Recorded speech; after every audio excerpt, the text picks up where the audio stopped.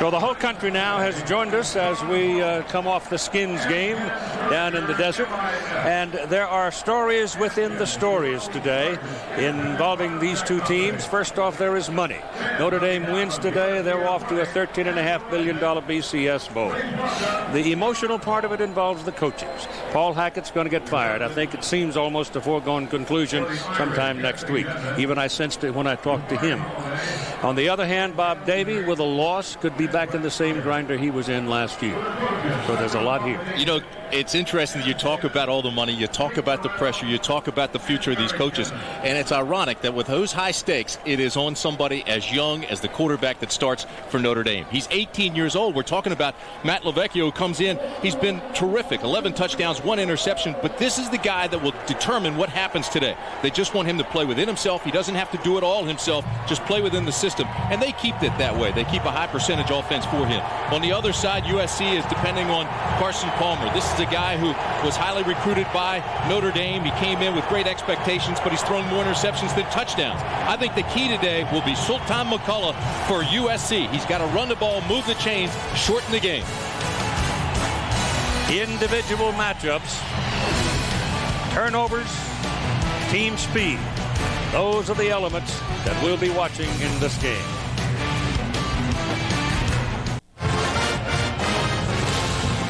The coin has been tossed. Southern California won it. They want the football. They will receive. Much of the season it's been win the toss, defer to the second half. Not today. Give me the ball. Let's play. I like that, Keith. They've got to be aggressive all day. They've got to break every tendency they've had all year. And they've got to carry that emotion from last week's win over UCLA into this ball game this afternoon. Notre Dame, on the other hand, comes in reasonably good physical condition, perhaps even better than Southern California. But as Tim Brandt pointed out a moment ago, they come with a young fella at quarterback who just bought his first razor. I'll tell you this, though, Keith. This is the fastest Notre Dame team I can remember, and Bob Davie certainly concurred that it's the fastest team he's had in South Bend. Matt McNew will kick it off, a senior out of Arlington, Texas. He came off the soccer team. Frank Strong, number 1, and Malifo McKenzie, number 21. They are the receivers for Southern California. And we're ready to play. Number 72 in this series. It's a long, high, deep kick to the middle of the end zone. There'll be no return. Let's go to Todd Harris on the field. Well, football fans have always had a love-hate relationship with Notre Dame. Today, that is heightened with BCS berths and millions of dollars to the respective conferences on the line. Many people, ironically, today will become Trojan fans. As we look at the list of the teams who are in line for BCS berth, you see Notre Dame is at the bottom of that list, but they possibly are at the top of the BCS Bowl Committee because of TV ratings and ticket sales. Notre Dame is a very tantalizing selection. Bottom line, if USC wins, Oregon State becomes a more likely choice for the Tostitos Fiesta Bowl. Nebraska, Virginia Tech are also in the hunt for that. At the start of the year, UCA thought they'd be at the start of the BCS hunt, but it's a roll of spoilers, all that's left for them at 5-6. Back to you. On the first play of the ball game, it is given away to McCullough, tries to wedge over the right side and picks up 2 yards. Carson Palmer, a sophomore, had his best game ever last week against UCLA, 350 yards and 4 touchdown passes. This season, Palmer has 14 touchdown passes and 16 interceptions. McKenzie is in the backfield for USC as Palmer throws his first pass down the middle of the field. It is caught by McKenzie. McKenzie had gone in there as a running back, flanked out to the outside, and he makes the catch on a first down. Chile starting lineup, backs and receivers. Tailback Sultan McCullough, 1,149 yards this year, a toe sprain. He's kind of gimpy. He'll need some help. The Irish can beat you up. The receivers are blazing fast, but sometimes they forget their routes. The offensive front still missing a healthy Eric Denman at center. Lenny Van der Meijde continues in there. He started the last 6 games, but these are the people that have to keep Carson Palmer upright today if they have a chance in this game. McKenzie again remains the running back. And Palmer stands on a quick drop, goes to Kareem Kelly. He's at midfield. It'll be another first down for Southern California. So bang, bang, Palmer looks sharp. Notre Dame defense across the front, 2 ends a tackle, a nose guard. Weaver has 45 tackles. Linebackers, Anthony Denman leads the team in tackles with 78. Rocky Borman, another second-year starter. Secondary, free safety Tony Driver all over the place, 60 tackles. He was a tailback last season. Keith, we talked about breaking tendencies. This is a brand new offensive attack for USC that they're showing Notre Dame. They've gone to an empty formation. They've spread the field. They've gone to a shotgun already in this first series. McKenzie remains the running back, and he gets, it's McCullough back in there. He gets the ball, and they're using McKenzie as a flanker over in a slot position. So they've showing a different set here that no one has seen this season. There's a loss on that play of a yard as McCullough could find nothing in the middle. Eventually they'll settle into McCullough. He's got to run the ball effectively, and we said shorten the game and pick up some first downs and keep the Notre Dame offense off the field. But right now this is a brand new attack that they've unveiled here for Notre Dame. You got Kelly at the top of the picture. He's the man way up there. And Palmer back. Pressure. Sacked. Ball loose. Notre Dame's got it.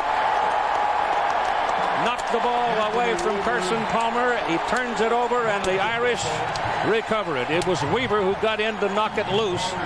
And the ball is recovered by Notre Dame at the Southern California 46-yard line. B.J. Scott, the tackle, wound up with the ball. This has killed USC all year. They turn the ball over way too much, and Notre Dame forces turnovers and protects it well. Here they had a pretty good drive going to start the game. They were showing a no-look, and then all of a sudden they put the ball on the ground, and now Notre Dame's playing with a short field. It's like running downhill. 46-yard line for the first snap. The freshman, Matt LoVecchio, is in there. He's won each of his starts. Turns and hands the ball away to the tailback. You've got a committee in there at the Irish tailback slot with Julius Jones, Tony Fisher, and Terrance Howard sharing the work. There are the numbers for LoVecchio. He's a lanky fellow who had never run an option play in high school, never run an option play anywhere until he came to Notre Dame. 18 years old, this time last year playing at Bergen Catholic High School in New Jersey. Now here he is, national television at the Memorial Coliseum. Tony Fisher is the deep back. They go down the line with it. There's a penalty flag thrown at about the 40-yard line. Chop block. So the Irish are going to pay for that. That'll back them up some. So while they're doing through that, let's give you the Chili's starting lineup. Backs and receivers. Right after we get Pat Flood's call, it's going to have to talk about it. Flanker Joey Getherall having a great senior season. I told you about the tailbacks. Fisher has started at that position. Pretty good committee. Offensive front, they've had the same 5 starters for all 10 games this year. The guards are very good. Mike Gandy has 25 consecutive starts. If you're going to crack back, you've got to do it above the waist. They went below the waist, and that'll penalize them and move Notre Dame back, so it's a break for USC. Notre Dame leads the country in fewest turnovers. They're the opposite of the Trojans. Turnovers and special teams have been the Irish strength. Taking care of the football. Without a doubt. That's huge. And although the Irish have lost 4 fumbles in the last 3 games, they only have 8 for the year. Why is this taking so long? Zeke Moreno is over there talking with the officials.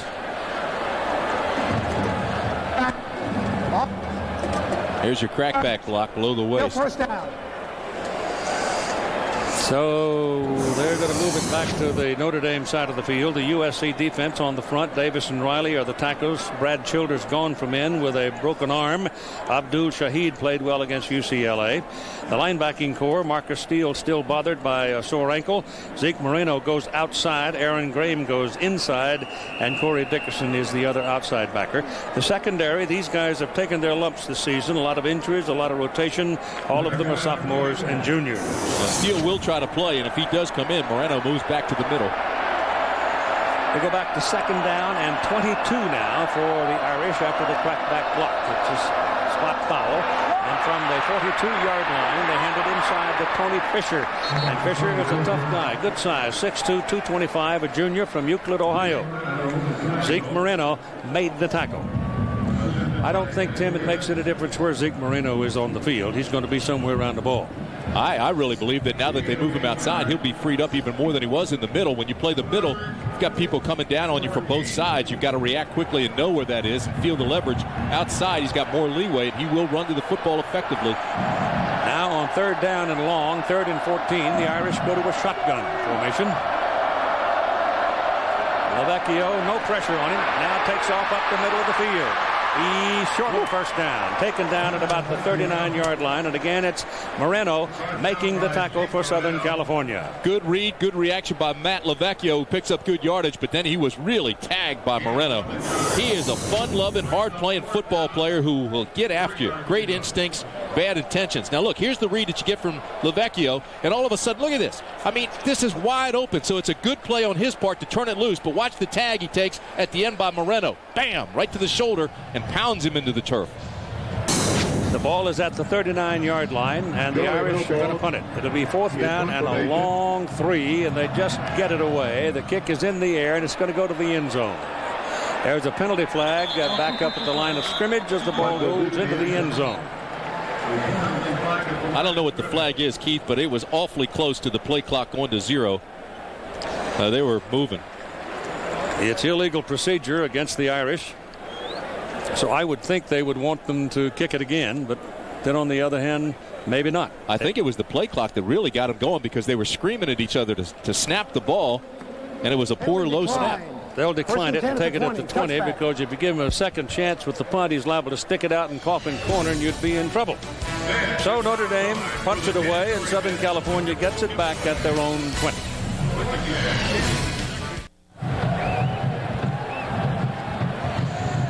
Southern California's second possession of the ball game. No score from the Coliseum in Los Angeles. Game number 72 in this old rivalry. And you've got Sultan McCullough as the deep back. Carson Palmer gives it to him. He looks around for a crack, finds something, works his way up to about the 25-yard line. USC came out in that first possession, had a pretty good drive going, and put the ball on the ground and turned it over. Not unusual for the Trojans this year. You see what they did last year. Now this year they're turning it over at an extraordinary rate, and it's hurt them all year. Minus 17 for this season. Tough to win when you do that, partner. Certainly is. 2nd down and 5. Tony Driver made that last tackle. He's a football player. He'll play anywhere you put him. Just open the door and say sick him, and Tony's after you. That'll come up as a helmet comes flying off and bangs one of the Trojans in the shin bone. That was Driver. Yeah, Palmer got the helmet right in the shin bone, and it was Driver who made the hit. And he made it on Antoine Harris, the tight end who was trying to block him. Well, you'd hate to lose your quarterback on the flying helmet. Wouldn't that be something? For a minute, he shook that leg like it stung him. But anytime you get something hard across the shin bone, it gets your attention. And those helmets weigh a lot. They're heavy. It is still 3rd down and about 5. That's McCullough going to the outside. Palmer back to throw it. Comes this way with it. Throws for Kelly, and it is incomplete. Defended by Brock Williams. So Kelly never had a chance at that one. The ball, Williams had his hand in front of Kelly's reach the whole time. This front 7 is talented. It's aggressive, especially linebackers. And they're playing strong in the corner. It's man coverage. They're riding him all the way. That's just good, solid defense. Mike McGillivray is in to punt now for Southern California, and it is Joey Getherall waiting to catch it. And he is some kind of dangerous. From down the road at Bishop Amat High School. This is where Notre Dame's been exceptional, and there was tremendous pressure on McGillivray. He's lucky he got it away at all. And it's a bad kick, as you might expect, as David Gibbons came flying in. And so the Irish one more time will have very good field position as they get the ball for their second possession.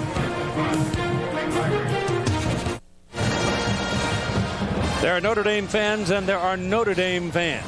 Here's a real fan. And I hate that place. I hate when that horse comes out, the white stallion runs around the track, and the band keeps playing boom, boom, boom. It drives me nuts. I've seen so many losses there. Lie down, Regis. Lie down. Just lie down. Everything will be fine. Hottest man in America. He is a fan of the Fighting Irish, I'll tell you. Went to school there, graduate there, and loves them. All right, 1st down. The football is on the 40-yard line for Notre Dame. And number 12, Tony Fisher, is in the backfield. LoVecchio, a little play action, lets it go, and drills it into a crowd. Javen Hunter And he's got a catch on it. I don't know how in the world he caught it, but LoVecchio just drilled it right between two red-shirted Trojans. Well, the entire play, LoVecchio was under pressure. He stepped up, and watch where this ball goes. It hits him between the 2 and the 1. They've got him bracketed. Look, they've got a defender on both sides of him. He just turns. Great body control. Actually, it wasn't as accurately thrown as I thought, but under pressure, he made a great catch. Jamin Hunter, number 21. It's 2nd down and 1 now for Notre Dame. This is Fisher, and he's got the first down. It'll be at the 28-yard line. Dell Game Solutions now with Irish coach Bob Davie. We have to keep them from getting the big plays. We have to continue to play well in the kicking game, and it's going to come down to speed on both sides of the ball. And Southern California got a taste of the special teams that Notre Dame's been showing in the last half of the season. It's lethal. Notre Dame started at USC's 46. The first drive came away with no points, and after that 14-yard punt, here they are again with great field position. Penetration and contact. Question of movement or offside. It was Bernard Riley who encroached. Pat Flood is the referee. Dead ball, offsides on the defense. 5-yard penalty, still first down. So it'll be 2nd down and it'll be 1st down and 5 on the 5-yard offsides penalty. That'll move it down to the 22-yard line.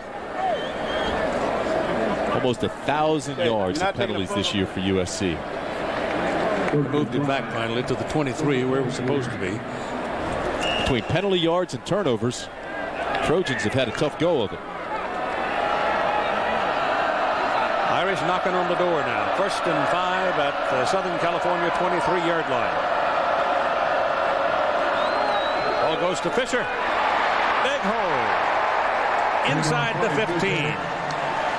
That's another Notre Dame first down. Marcus Steele made the tackle. Notre Dame gets down here, Keith. It's almost like money in the bank. They are almost always going to score once they get in the red zone. Take a look at this graphic. 30 times in the red zone, 28 times they score, and most of those are touchdowns. 23 touchdowns, 5 field goals. Incredible percentage once they get down here near the goal line. The offensive line, all 5 of those big guys, tackle to tackle, have started every game and played all 10 games together, so they get off the ball in a hurry, and they're pretty good. Ball goes to the fullback, Jason Murray, number 40, 259 pounds of him, and he pounds the football inside the 10. They'll mark it close to the 8-yard line. Now here's Todd Harris. Well, Keith and Tim, keep an eye on number 55, Marcus Steele. He's always around the ball, but today he'll be a little slower. If you look at his right ankle, it is heavily taped. He has suffered one of those dreaded high ankle sprains. Didn't want to take any kind of precautions or any kind of medication for it because he thought it might slow his game down. So he is just going with straight tape, but he is dragging it. The trainer says he doesn't have a lot of lateral push on it. 2nd down and 4 for Notre Dame. The ball just short of the 8-yard line. They've got to go just inside the 5 to get their first down. LoVecchio turns, gives that ball off to Terrance Howard, who has come into the backfield, a junior out of Willingboro, New Jersey. And he slashes down to about the 6. That was a tough 2 yards, though, because USC was coming with a run blitz. Just talked about Marcus Steele. He was coming, and Moreno was coming. Moreno took on the lead block and allowed other guys to get there and help out with the tackle. Good defense that time by the Trojans. Make it a 3rd down and 3 and put the ball at the 7-yard line as it's spotted. Big play here for USC if they're going to make a stop and hold them to 3 points. Howard is the tailback. LoVecchio pitches it to him as they come to the right side, and touchdown. Stepped out of bounds, I believe, at the 2. That's where they mark him, at the 2-yard line. As he reached for the goal line, Jason Murray, the fullback, was leading him all the way, and the last effort at somebody to get him was about the 2-yard line, and he just nipped the chalk. Frank Strong coming up from the free safety spot, had position, had pursuit angle, and just could not execute and make the play. They got a break by him stepping out at the 2.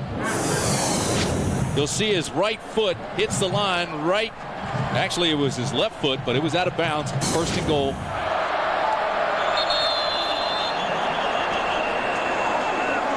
Penalty flag before the snap. Very likely had a false start. Dead ball, offsides on the defense. Penetration on the right side by Southern California. I thought I saw an Irish tackle over there, bobbing up and down a little bit. And Riley did too, so he jumps across, and it's against the Trojans. All right, the key to this goal line defense is the down linemen have to try to slice in between the offense and just let the linebackers come up over top and try to stop them. That's Fisher in motion. They give it to Howard. He dives at the goal line. He runs into Zeke Moreno, and he stops. Aaron Graham was the man around his body, but it was Moreno who had the ultimate concussion when he hit him right at the top of the jump. Keith, you can't play goal line defense any better than that. Watch the down lineman establish a new line of scrimmage a yard deep. Let the linebackers come over top and fill, and there they are. Moreno comes, Graham comes, and they played that perfectly. Look at this execution. That's the way you play goal line defense, and they did it perfectly. Second down and goal from the 1. Go to Howard, and Terrance Howard sticks it in the end zone, and the Irish go to the lead. So they cash in against the Trojans after the special teams effort, almost blocking the punt. They got a 15-yard punt out of McGillivray, and from the 40-yard line, Notre Dame sticks it in the end zone. Once they get in the red zone, Keith, it's almost impossible to stop the Irish, but they had great field position in both their drives, starting at the 46 of USC and the 40-yard line on that drive. Nick Setta for the point. He's a sophomore. And the kick is good. 5 minutes and 23 seconds to play in the first quarter from Los Angeles. And it's Notre Dame 7, Southern California nothing.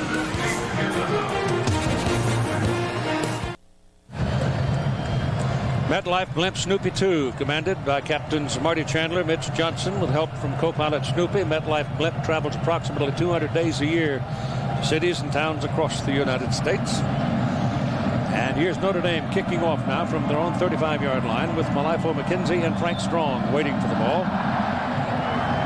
Ball hangs up there very well. McNew got a lot of leg. He uses it. It's from the 3-yard line. And here's Strong. And Frank Strong comes out to the 35-yard line for a first down for Southern California. College football on ABC Sports, brought to you by the Wide Track Grand Prix by Pontiac. Wider is better. By Dell. Chili's. I want my Chili's baby back ribs only at Chili's. And Bud Light, for the great taste that won't fill you up or never let you down, make it a Bud Light. Keith, one thing about USC, the Trojans won't panic by being down 7-0. In 6 games, USC spotted opponents a cumulative 85-0 lead before Troy finally scored. Malifo McKenzie comes up into a slot now after lining up as a tailback. Now he goes in motion. And Palmer back to throw. Pressure coming. Pass away. Had his man and hit him. Antoine Harris, the tight end, was available. He went down to get it and made a good catch at the Notre Dame 47-yard line.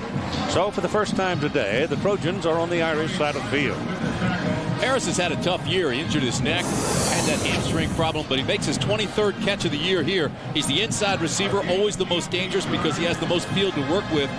And here's a guy who's a time-tested veteran. He started for 4 years, makes a nice catch, and they move the chains. Steve Stevenson and Matt Nichols are the receivers now as Sultan McCullough is back into the ball game. Started right, jigged left, banged through, picked up close to 4 yards.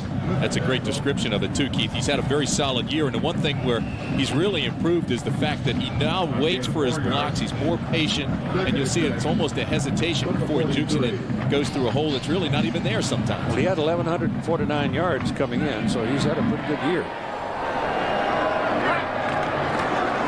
Goes back to McCullough. Well, there isn't anything there this time. We're going to lose yardage on that as Paul Hackett discusses the Dell game solutions for his Trojans. It's about the people up front. It's about how well our defensive line will handle the power and strength of their offensive line. And I think on the other side, how well can we handle the movement and the blitzing of the front of Notre Dame with our offensive line. Well, he's right. He is right. They are aggressive. They come with a lot of different fronts and blitzes and coverages. On 3rd down and 7, the pressure's coming. It's thrown underneath. Pass caught by Matt Nichols. And Matt Nichols is not going to get his first down, I don't think. He's close to it. Yeah, he will, too. They give him the mark at the 36-yard line. It was close, but he walked the sidelines just long enough to get it. Look at the coverage up front. First of all, everybody gets pretty good blocks. They give him time to throw. He goes underneath to Nichols. I started wondering here what Nichols was doing. He's trying to get to the outside and give way for his blockers to pick up. But I thought, like you, that he was going to come up short of the first. Just barely got it. So just inside the 37-yard line, and first down Trojans at the Irish side of the field as Palmer pitches to McCullough. Gets a block. Oh, he never did get his block in the corner. Antoine Harris could not stop the Irish surge on that side, and by the time McCullough started weaving and looking, there were a lot of Irish football players in the neighborhood, and they're going to lose 2 yards. When this season began, guys were wearing T-shirts around South Bend saying the 2000 season, Bob Davies farewell tour. Well, they went 2-2. All of a sudden, they won 6 in a row. And the guys I think that have really made the difference are the guys that are now dominating the line of scrimmage. Weaver and Scott, Legree and Roberts, and then those linebackers, Harrison and Denman and Boyman. That front seven has really picked up and done a marvelous job defensively for the Irish. McCullough has 6 carries, 6 yards. The pass completed to Harris, the tight end. Antoine Harris grabbed by Anthony Denman, linebacker, and held short of the first down. Is it just me, or does Carson Palmer look more relaxed today than we've seen him? He's very relaxed. He's very much in rhythm. He's going through his progression. He's reading well. Looks solid. The 1st and 10 presented by Quest. 3rd down and a yard for the Trojans. Ball just inside the 28-yard line. Mailo's in the backfield. Fasea, the big tackle. And well, Notre Dame, there it is. That's the tank formation. Boy, they just overwhelmed that side of the line.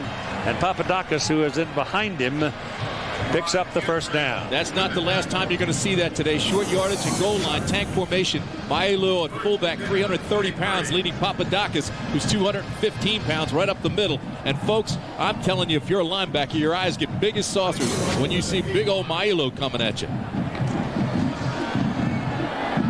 Trojans to the line of scrimmage with a first down at the 28.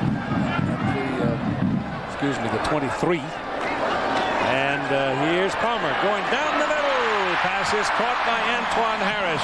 Caught at the 10-yard line. He was scissored, belted by Ron Israel in particular, but he held onto the ball.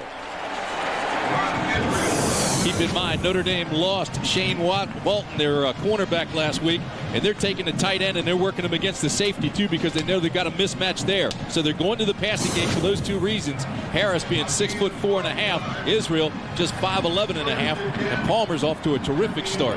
Great number, 6 of 7. Tony Driver was trying to help. Ball was right on the numbers. Quarterback draw. Palmer to the 3. And he's taken down by Tony Driver.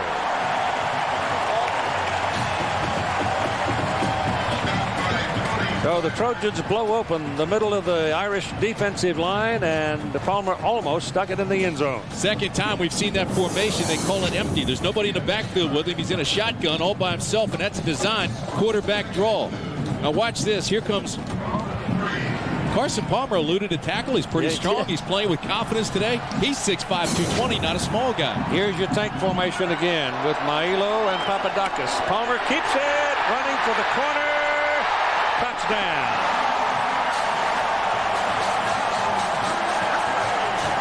Doyle Butler was the man that got just enough of a block to get him in there. Keith, what did we say at the beginning of this game? USC is breaking tendencies. Short yardage and goal line, they always go to tank formation. They don't care who knows it. They're saying you have to block Mailo, get past him, and then stop Papadakis. They ran it, they faked it, and here comes Carson Palmer, who never runs the football. 2 runs in a row, picks up first and goal, and then picks up the touchdown, and USC's on the board. Now the extra point try. David Bell, he won the game for them with a field goal, shaky as it might have been against UCLA last week. This one is up, solid. So we're all even at 36 seconds to go in the first quarter, 7-7. It'll be Green Bay and Carolina Panthers on ABC's Monday Night Football. That's next week at 9 Eastern, 6 Pacific time. Remember this play the last time when they were on Monday Night Football? They beat the Vikings with an unforgettable touchdown play. Well, Brett Favre's hopping around, but he's determined. It was kind of interesting the other day that when they were talking about that big old defensive end, White said, you know, if I'd have taken my time, I might have gone back to Green Bay. You know, Keith, they could use him right now, too. You mentioned that Brett Favre is gimpy. He's got that bad foot. Still played very well last week. Green Bay's got things going now offensively, but defensively really, really struggling, giving up too many points. It'll be interesting to see what happens out in Green Bay now. They're running out of healthy bodies. Yeah, they are. And they're getting a little bit old. Yep. Tony Driver and David Gibbons are going to be the deep people now for the Irish, as David Bell will kick it off for Southern California. Driver's 25 and Gibbons is number 6. Two good football players, but Bell's not going to give him much of a chance for a run back as he knocks that thing most of the way through the end zone. So it'll come to the 20 for the Irish, but a half a minute to go in the first quarter. 7-7 ball game. I don't think Notre Dame is surprised by the talent at USC. I think the Pac-10 has been the most underrated, most ignored conference in the country this year. I mean, from game day to the local papers, not enough credit for what the Pac-10 has done outside the conference this year. Well, those of us who live out here feel that they've been ignoring us forever. Well, Washington beat Miami. UCLA defeated Michigan, and the opener knocked the stuffing out of Alabama, which went from number 3 in the nation to 3 wins for the year. USC exposed Penn State early. Oregon State have been terrific. On first down, LoVecchio hands the ball away to Julius Jones, who is into the ball game for the first time today, and he's going to pick up about 3, maybe 4 yards out close to the 25-yard line. Arnold Schwarzenegger and Sinbad dueling dads in the holiday movie Jingle All the Way. ABC tonight, 8/7 Central.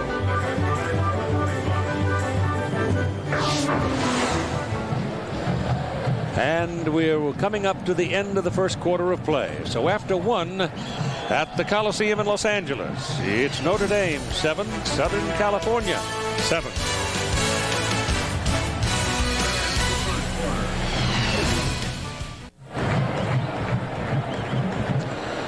Total yards of the ball game. You can see the Trojans have the edge. Notre Dame came flying out at the beginning of the ball game with 2 short field possessions. The second time they stuck it in the end zone to take the lead. But then Southern California behind Palmer, and Palmer was the lead horse in the 80-yard march that put him in the end zone. But here come the Irish now from the 25. There's your option. Goes to Julius Jones. And Jones is a burner. He's a sophomore from Big Stone Gap, Virginia. Technique is critical when defending a complicated, sophisticated offense like Notre Dame's. No false steps, good reads on keys, aggressive reaction without overrunning the play inside out, rapid defeat. But they have not seen, USC has not seen the option this year. Keep in mind, USC didn't play Washington this year because of the scheduling. And now they're facing that option. That's tough to defend. 3rd down and 3.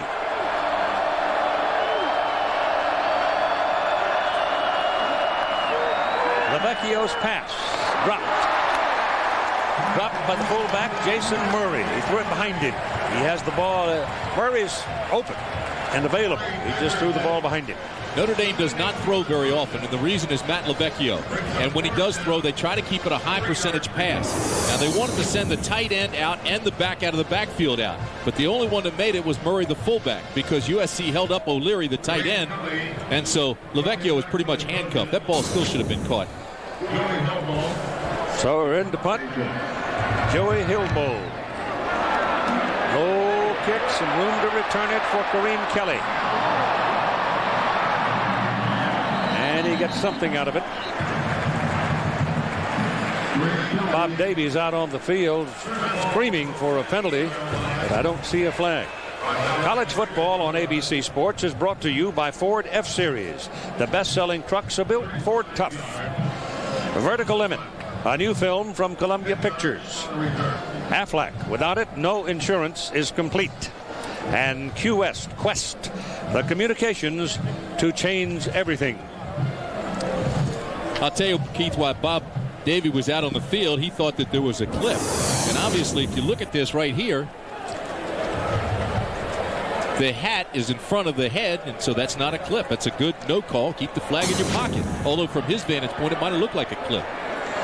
So the Trojans, good field position. The ball just short of the 49-yard line as Palmer throws, and the ricochets and is incomplete. I mean, it bounced off of Alex Holmes. He threw it hard, and Alex, looking back into the sun, I don't think ever saw it. Kerry Colbert tried to catch the ricochet. He saw it when it hit him between the eyes. Watch us hit him right in the face. He's going to have an X on his forehead tonight when he goes out with his date. That's awful. That's a young guy, though. You know, see, that's a freshman. He's got to turn. If he's in that flat, he's got to know that ball could come after him anytime. 2nd down and 10 from the 48-yard line. Sultan McCullough is the deep man. He's got the ball. He's just got to try to outrun a couple of Irish tacklers. He got by one, got by them both. He outran the tackle, and Ryan Roberts, Tony Driver, almost got him, but he turned on the jets and got away from Roberts, and that was the key to make something out of nothing, really. Gave him the stop and go, the stutter step. It's a pretty good play. Looks like they're going to give it to the motion man there. They fake to him. Now here comes McCullough the other way. Now there's Roberts, 95. You know he's not going to catch him. He's 265 pounds. And then here comes your DB. He's not going to get him either. Tony Driver coming out of the secondary from his safety spot. He's got to make that tackle as a free safety. Good job by McCullough. Courtney Watson finally got him out. Here comes blitz. They pick it up. The ball is deflected at the line of scrimmage. So batted down. And it'll be 4th down for Southern California.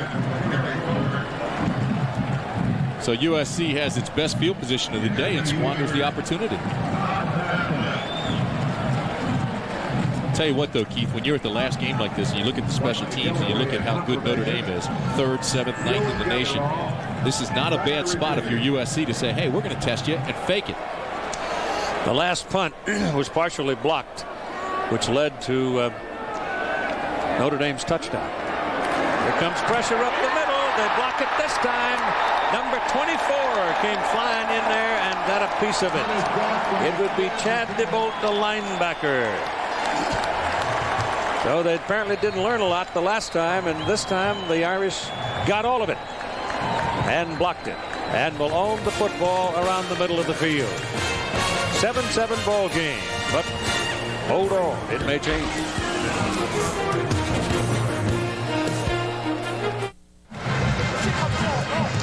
A 7-7 ball game with Notre Dame blocking their 2nd punt of the day. The first one was partial. This one was all of it. They take over the ball at midfield. Tony Fisher is the deep back. LoVecchio with flags flying. Finds his man. Gatherall wide open. Joey falls down. Big gain, though, down to the 32, but let's see about the flags. Flags were thrown at the line of scrimmage. And it's against Southern California. And it's going to be a big one, too, for roughing the passer. Notre Dame has had great field position in every drive so far. Now here comes Gatherall from the top of the screen, and he'll drag all the way across the field. Gatherall, who's coming home for Thanksgiving, is a working vacation, had to come up with 30 tickets. But watch this. Here comes Moreno, number 9. Here comes your late hit. Ball's gone. There's the hit. They wasn't all that vigorous. Flag. I'm with you, partner. I wouldn't have thrown it. They were offsides when the ball was snapped. But the roughing the quarterback, that maybe they suspected intent, but it didn't look like much. But they're stuck with it. How about Notre Dame starting every single drive of this ball game at midfield or better? That will win you the game. Sure will. You play all day on a half a field. It goes all the way down to the Southern California 17-yard line. First down for the Irish.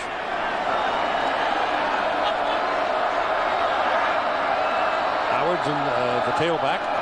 They'll try the fullback this time and let Tom Lipinski have a carry for a couple of yards. Now let's go to Times Square Station. John Saunders. All right, Keith, thanks a lot. Here on the Burger King update, Tennessee against Vanderbilt in that Tennessee rival. Travis Henry, 3 yards out, barely touched to the end zone, dives in. Tennessee gets on the board first and leads Vanderbilt 14-0. Keith. John, you guys leasing out that place or what? I hope you're getting a piece of the action. Notre Dame 29 of 31 when they get inside the red zone, and here they are again. Second down and 8. Ups and down the line and turning upfield with it. The quarterback LoVecchio gets down to the 12-yard line. Brought down by Ennis Davis. Ryan Nielsen's had a tough season. He's been hurt a good bit part of the season. Bernard Riley's in there right now for him. The year started, it was felt that Nielsen and Davis would be towering. They're getting a workout. They're getting a workout too, Keith. This offensive line for Notre Dame is key to that Notre Dame attack, and everything else feeds off that. LoVecchio doesn't try to do too much. Running back, pound the O-line. It is the key, without a doubt. They're not the biggest line, but they're big enough. They leverage it. Yep. Out of the shotgun. LoVecchio still got it. Pursuer falls down. Marcus Steele fell down. LoVecchio dives for the corner, and they give him touchdown. So the Irish go back to the lead. Marcus Steele had a shot at him, but he fell down. And LoVecchio's got long legs. He's a lanky youngster, and he just stuck it in there. Marcus Steele playing with a flat tire. He's got that high ankle sprain. He's got containment, flood control, and he lets him get outside. There's 55. He's already beaten Marcus Steele. See that right leg? He can't pivot. He can't get back out there, and he can't make his recovery. And LoVecchio just took it in. Setta for the point. Got it. At 12:25 to go in the first half of play, the Irish go back to the lead by a score of 14-7.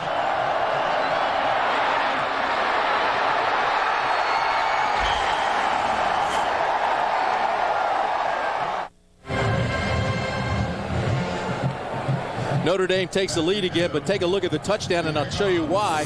Marcus Steele's playing with a high ankle sprain. He's coming from the right side of your screen. Now watch 55. Right there, that's a touchdown because the right ankle is sprained. He loses containment. He knows he can't pivot on that sprained ankle, and LoVecchio knows there's nobody else there until he gets down by the goal line. That's a touchdown. Marcus Steele with a sprained ankle couldn't switch his weight.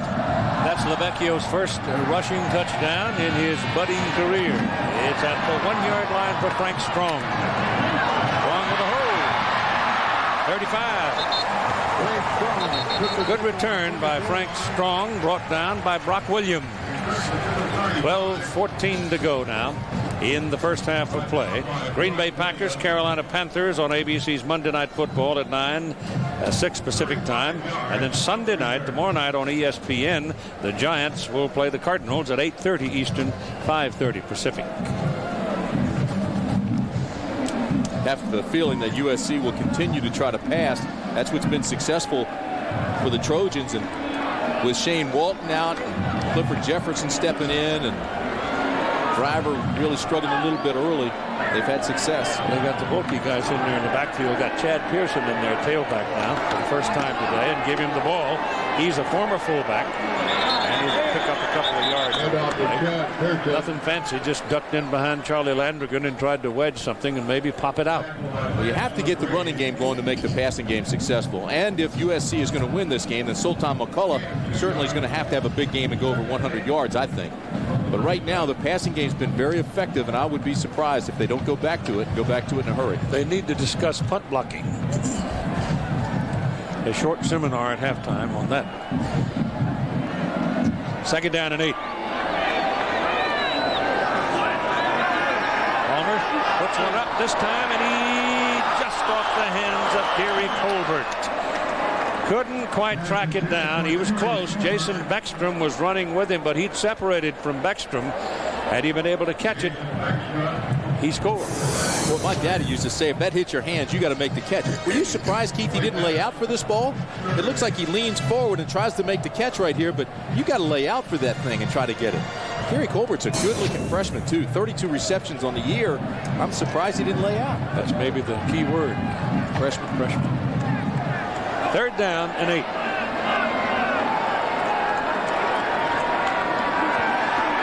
Cummings steps up, gets away from it, throws down the middle, throws high, intercepted.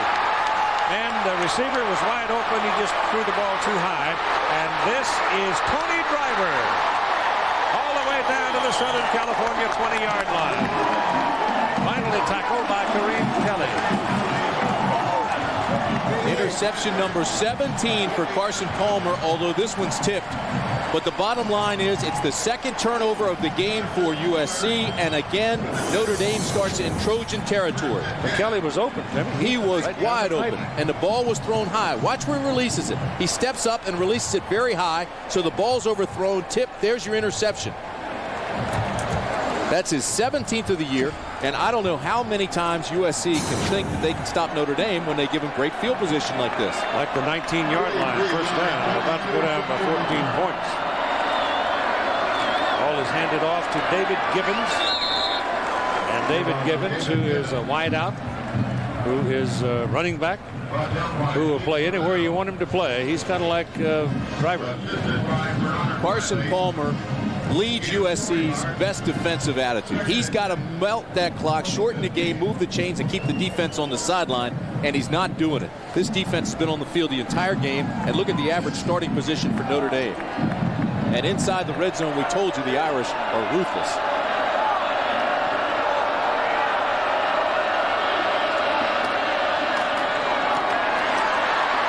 Handed off inside to Julius Jones. Jones, who had blazing speed. He's quicker than his brother was down at Virginia, and his brother was pretty good. Oh, I don't know about that, partner. That's a pretty bold statement. Thomas Jones was so talented at the University of Virginia and still talented playing in the National Football League. And Thomas, very quick. Bigger and stronger, wasn't he? He is. He's a little bit bigger. Both very quick. Julius is a talent. Wow, what a talent. If they could just keep him healthy.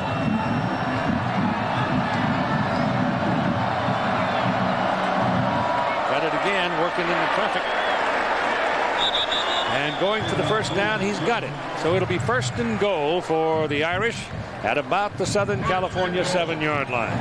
Keith, you look at Julius Jones, you talk about his talent. You already mentioned Tony Fisher, who's had back-to-back 100-yard games at tailback for the Irish. We've talked about LoVecchio. This is a young team, and when you think that a win today will get the Irish into BCS, and Bob Davies still saying, hey, next year we are going to be tough. So he's thinking they're still a year away, and they've had a great year.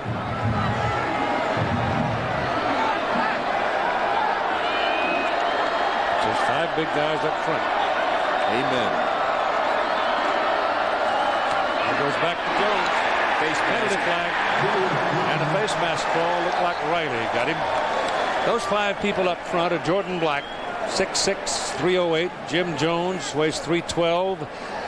Jeff Fain, the center, 290. He's the lightweight. 305 for Mike Gandy. And Kurt Vollers is in at 307. 15-yard face mask on the defense. Half the distance.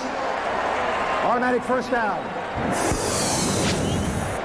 So half the distance. Here's the play and the penalty. There's 93 Riley, who's having a tough afternoon. He's had 2 offsides or 2 encroachments. Now he's got the face mask that moved that down.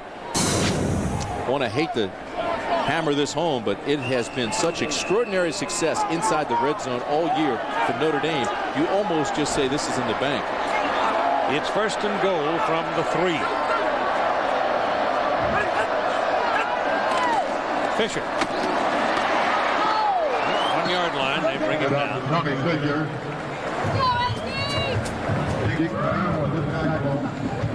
Moreno is the primary tackler on the play.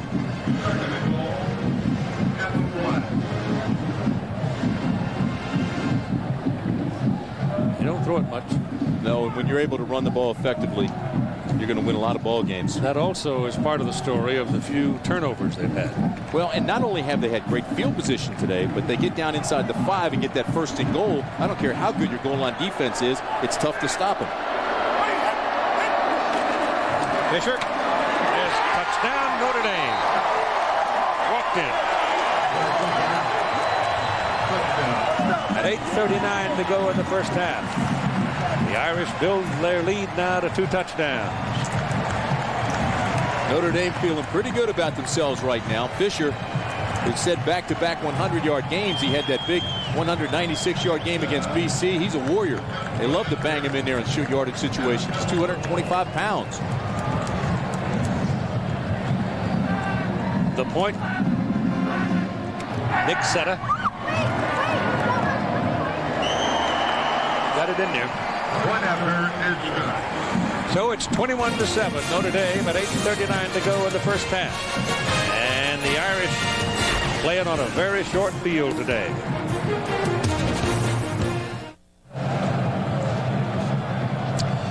Irish kicking off to the Trojans now, leading 21-7. Notre Dame has scored touchdowns on 2 USC punt mistakes and Palmer's interception. Mistakes like that will get you beat. Here's Frank Strong now, returning it again. Both times previously, he brought it out to the 35-yard line. This time, he gets out to the 27. Next Saturday, Championship Saturday. Our tripleheader kicks off at 1 Eastern, 10 Pacific, with Marshall and Western Michigan for the MAC Championship, Middle America Conference. 4:30 Eastern, 1:30 Pacific, Florida and Auburn for the SEC title, presented by Dr. Pepper. And at 8 Eastern, 5 Pacific, Dr. Pepper Big 12 Championship game with Oklahoma and Kansas State. Here on ABC, home of the Bowl Championship Series. Keith, we've talked about the miscues. We've talked about the turnovers. How about the penalties? 4 penalties, 23 yards. Those might go over 1,000 penalty yards for the season, which, in fact, they did last year. So from the 27, Palmer. Play action to McCullough. Throws to the outside. It is Chad Pearson out of the backfield. It is incomplete. Palmer, after starting 6 for 7, has now missed his last 5 in a row. The last one was expensive because they had a big play in hand if he just throws the ball 2 feet lower. Oklahoma getting out of Oklahoma State. Been a hard year in Stillwater. They're going to change coaches down there next year, too. Been a great year in Norman, though, and they've got to get that win today and got to beat Kansas State to get to that Orange Bowl. Palmer this time hands it off to Sultan McCullough, the tailback, and he dances around for a yard and a half. And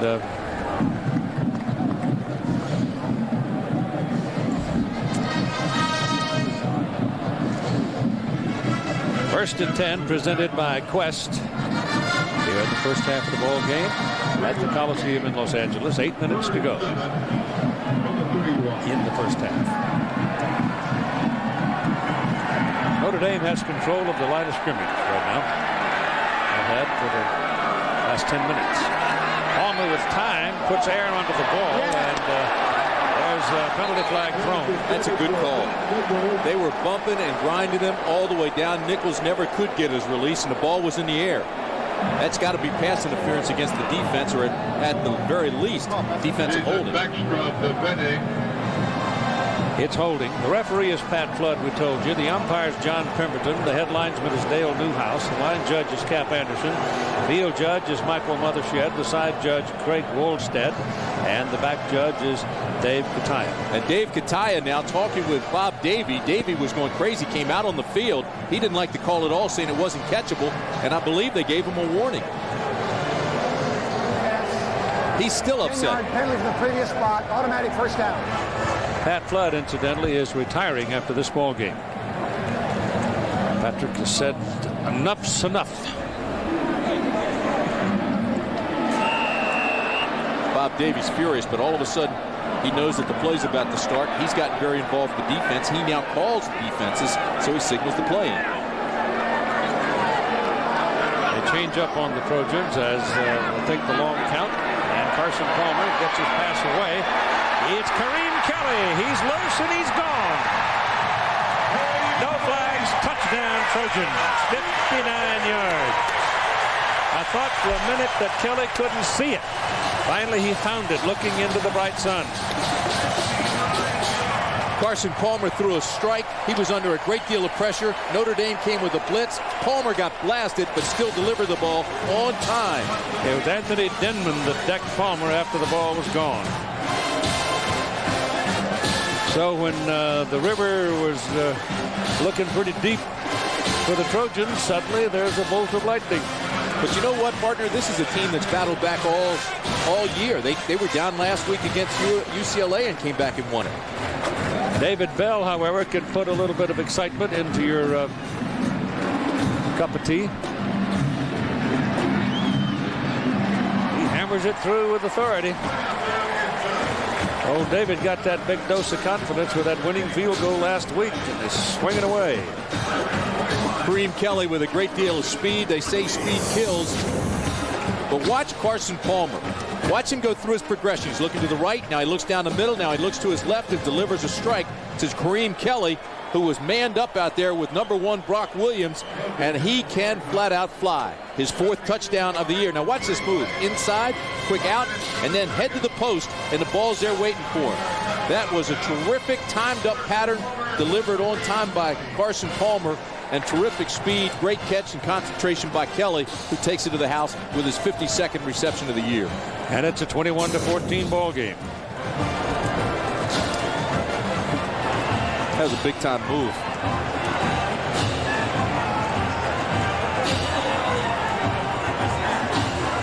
Look at that. He missed 6 in a row, Keith. First completion this quarter. Well, he and Kelly were almost in the same fix on the last possession, which reduced the turnover and the touchdown for Notre Dame. But this time, everything worked. Kareem Kelly's got a lot of confidence. He believes he can get open against anybody. David Bell kicking off. Tony Driver, David Gibbons are the deep people for Notre Dame.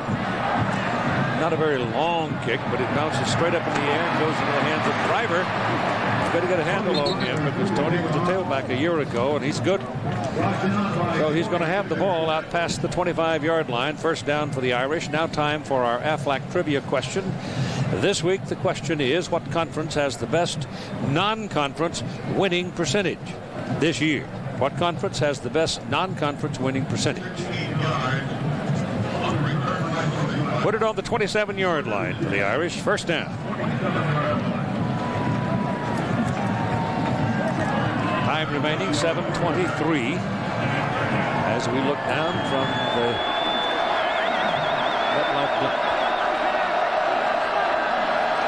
Fisher, the deep man. LoVecchio looking to throw to the sideline. Has a man wide open. That's David Gibbons.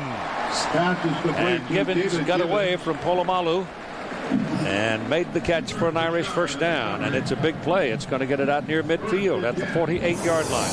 You know, they give LoVecchio so much time.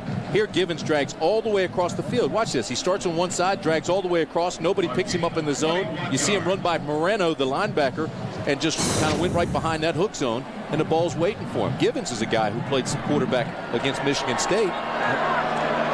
Gibbons and Dodson, tight end. Ball is handed off to Terrance Howard. I like the looks of this fellow. He's from Willingboro, New Jersey, which I believe, if I remember, is where Carl Lewis came from. Willingboro, New Jersey. But Carl never played this game. Hey, this is a very sophisticated, somewhat complicated offense that they run. They'll run the counter trade, they'll run some traps, they'll run some option, and then they'll just run a regular passing formation out of a pro. They do a nice job with this offense. It's second down and 5. Ball at the Trojan 48. LoVecchio's got it. Down he goes. Jumping on him is Abdul Shahid making the tackle. He's playing in relief for Brad Childers, who has a broken arm. Abdul Shahid goes by the nickname of Havoc. And that time he caused some. Havoc? Havoc. How'd you like to have a nickname, Havoc? Well, I just soon have that. Mom, I'd like you to meet my date, Havoc. Dad, meet Havoc. Yeah, you're right. Gets you unsettled. Third down and 9. Trojans jumping in, jumping out, and somebody may have moved wearing a white shirt, so let's see how the call goes. The defense can be charged, you know, with causing an offensive lineman to move in today's rule book. Dead ball, offsides on the defense, causes the false start. Defense in the zone. Called right there. Yeah, they said Lonnie Ford was in the neutral zone and caused Notre Dame to jump. Tomorrow it's a full hour of the best holiday commercials you've never seen, and some you have. An all-new special at 10, 9 Central on ABC tomorrow. I have several nominees for that program. Here's a look at Lonnie Ford. He's been hurt since the Colorado game. They didn't know if he would play today, and he gets in and Gets caught in the neutral zone. Well, that makes it 3rd down and 4. They had him at 3rd down and 9, and now they're at 3rd and 4. And they go to the shotgun with LoVecchio in the middle between the two protectors. And there's pressure on him. The ball is thrown. The ball is caught. Dan O'Leary, the tight end, outfought Deshaun Hill for the football and came down with it. I'm going to tell you something. This offense is terrific, and LoVecchio is a cool character for being 18 years old. They're coming with the blitz. Stop it right there. They try to outnumber it. You got Moreno there. You got everybody coming. You got him coming off the corner with Steele. He just sits in there, takes his hit, delivers it to his tight end, and gets the completion. Boy, he's impressive. Ball is at the 33-yard line of USC. And LoVecchio gives it away to Julius Jones. Julius will be down near the 30 for a 3-yard pickup. Talking to the coordinators of Notre Dame this week, and had a long conversation with Kevin Rogers, the offensive coordinator, and he said if Matt has a weakness at quarterback, it's his drop back passing and going through the progressions, which is normal for a guy that young who was a true freshman. He hadn't worn out his first pair of shoes yet. No, that's right. And as you mentioned, he doesn't even have a razor, but here's a guy that's he's just making completions and he's making plays. 2nd down and 8. That's a little shovel pass ahead to Julius Jones, and the Trojans play it pretty well. Getting involved early is Zeke Moreno. Zeke Moreno's a good football player. Well, he runs to the football. You see there are not many false steps. He follows the football. He's got great instincts to get there. He's got bad intentions. He's got speed to make the difference.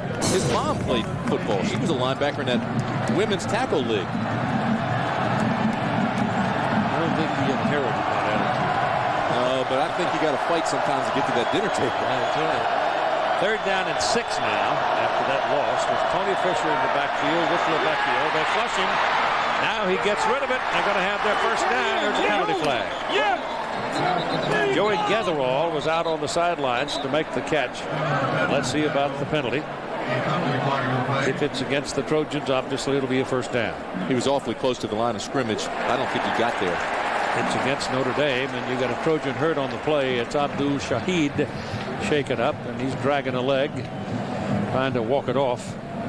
Keith, they can't afford to lose Abdul Shahid either, because you already have Lonnie Ford who's dinged up. Offensive pass interference. 15-yard penalty from the previous spot. Repeat 3rd down. Now it's Notre Dame that hurts itself for the penalty. You're not going to convince that man. He's shown a great deal of emotion today. He knows what's on the line here. He knows how badly he needs that 9th win. Lonnie Ford's going to come in, dinged or not. He's in relief of Shahid. Lonnie Ford has been a defensive force for the Trojans. It was hard to play hurt. No big penalty against the Irish brings it back to 3rd down and 21 now. LoVecchio. Another penalty flag. Ball thrown. Whistle stop them before it really gets going. Julius Jones was out there and had a little real estate to work on, but the whistle stopped him. I believe it's going to be against Notre Dame again with procedure. Dead ball. False start on the offense. 5-yard penalty. That'll make it 3rd down and 26. Halftime in MSN halftime report. John Saunders and Terry Bowden. We're going to have a preview of Championship Saturday, as well as the 2nd annual ABC College Football Awards. What's that? ABC College Football Awards. Did you have a vote, Tim? No, sir. Did you? No. Humph. 3rd down and 26. Oh, my goodness. This is really raggedy. But I think the more raggedy it gets, the more it helps USC. Dead ball. False start on the offense. 5-yard penalty. And they continue to move the Irish back, and this is what's been killed Southern California all season. But I think when Notre Dame starts doing it to themselves, a team as talented as USC comes right back into the game. You've got 3 minutes and 40 seconds to play in the first half. It is now 3rd down and 31. It was 3rd down and 4 when this succession of errors started. You know, Jones moved again. Jones moved again. Yep. And the tackle on this side, Jordan Black moved. So that'll make it 3rd down and 36. Start on the offense. On your penalty. We're going to be in Hoover Street here pretty quick.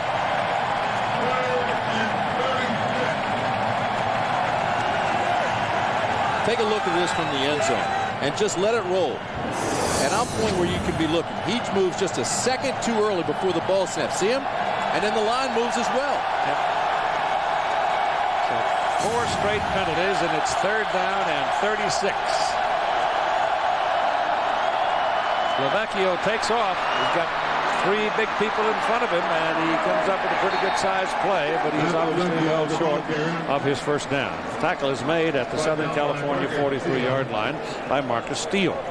I do have to tell you, you know how I feel about playing soft defense. I don't care if you have to go 80 yards for a 1st down. You start dropping guys out of there, they play soft, they give up big yardage. And even though that doesn't hurt you right there, it puts them in a position where they have more options. Colorado lost a game in Lincoln, Nebraska yesterday playing prevent. Exactly. And even though they've got a 4th and forever here, they're up at the 43-yard line, and it gives them more options, more things to think about, including fakes and reverses and things like that. Hillbowl is the punter. They're going to take too much time here. They're just going to take it. Figure 5 yards and hurt them in, and might as well grind as much clock as they can because things are wobbling for them right now. 2 minutes and 52 seconds to go in the 1st half. 21-14 ball game.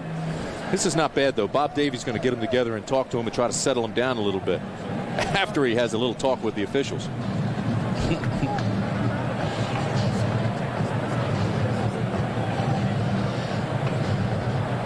Dead ball delay. 5-yard penalty. Still 4th down. I don't think that was planned, the way he was chewing on them. Look at this. They average 6 a game. Here in the 1st half, they've had 7. Well, the Coliseum is really mostly full. Beautiful, too. Very close to a sellout today. In fact, they may have sold all seats they had in the set. Finally, here's the punt away. Oh, it's a beauty. High to be frosted when it comes down. Forcing a fair catch at the 12-yard line, and there Southern California will have it with 2 minutes and 43 seconds to play in the 1st half. The Courtyard by Marriott moment. November 1999, Stanford on their way to the Rose Bowl for the first time since 1972. Jumped out in front of Husak, the Walters play, and Notre Dame came back at one point taking the lead. Then with a minute and a half to play, the score's tied at 37. With time running out then, Stanford drove the ball to the Irish 5. Mike Maselli kicked the 22-yard field goal, and Notre Dame lost to Stanford by 3. Notre Dame in that similar situation right now. Here's another team in the Pac-10. I heard Brent and those guys talking yesterday saying, how did Stanford beat Texas? It's called speed. Pac-10 speed. This is Malifo McKenzie out of the backfield, and he moves it from the 12 up to about the 17, close to a 5-yard pickup with Rocky Boyman getting the tackle. I'll tell you what, Stanford will be tough next year. They're talented, and you're young, and again, they're quick. Get a little maturity along the front line and maturity at quarterback. Randy Fasani, if he can stay healthy, pretty good quarterback. And Lewis will be a little older. They're going to be a good team, I think. There'll be a lot of good teams again in this conference. Palmer back. This time he has time. He has a man. Kelly dropped. He sort of sandwiched in between two. Tony Driver was back there and made the hit on him. But he almost had a chance to break out of there and go big. This ball is perfectly thrown, and Kareem Kelly's got to make this catch. They're in a zone. He finds himself between the corner and the safety. That's a lack of concentration. He saw the safety coming over and took his eyes off the ball and dropped it. So it'll be 3rd down and 5.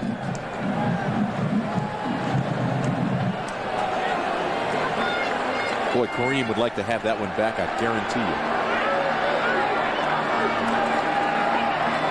Quick pop. That's dropped.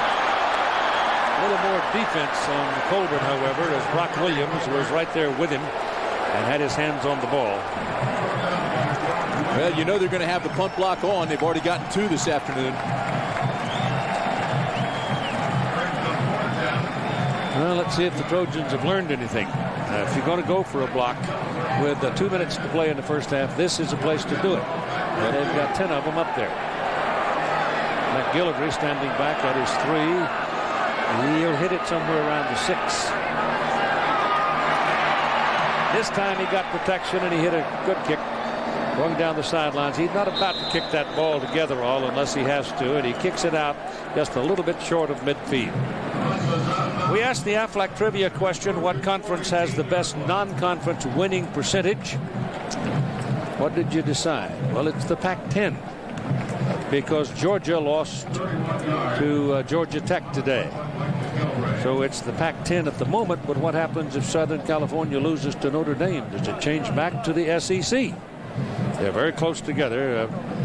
23-7 at the moment for the Pac-10 and 27-9 for the SEC. Well, see, then I think this is what you have to do. I think you have to go to head-to-head and the Pac-10 wins. I'm going to just forget it. Because it doesn't mean a wet. I just make that stuff up as we go along. It's like the election. Ball is handed to Tony Fisher. And a pretty good fist fight at the line of scrimmage.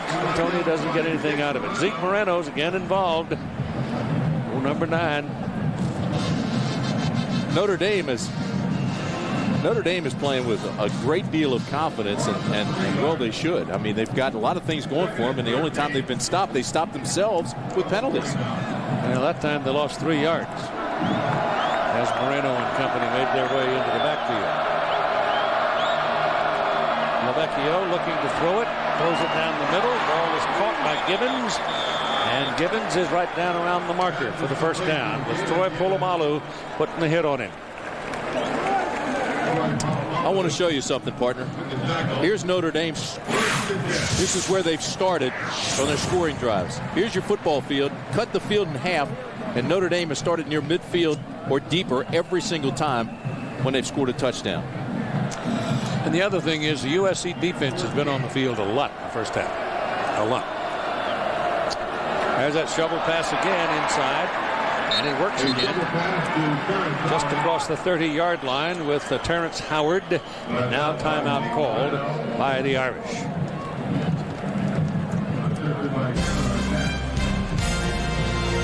Timeout with 58 seconds to play in the first half.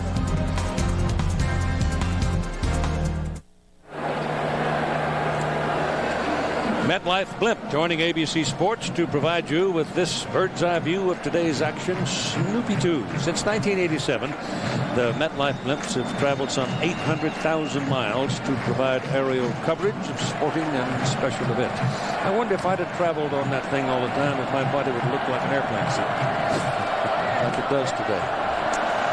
2nd down and 2 for the Irish. And 58 seconds, the clock going now. LoVecchio's pass is thrown hard and incomplete. Well, that's something he'll learn in time. You can't throw it that hard, that short distance. The fullback Murray looked back in there and got banged. Chris Cash was right there with him.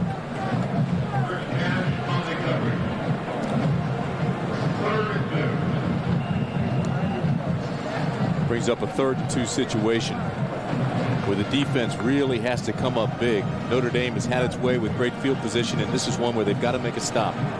Can't afford to go down by 2 touchdowns into the half. 3rd and 3. High snap, penalty flag. LoVecchio was able to save the ball, and he throws it into the end zone incomplete.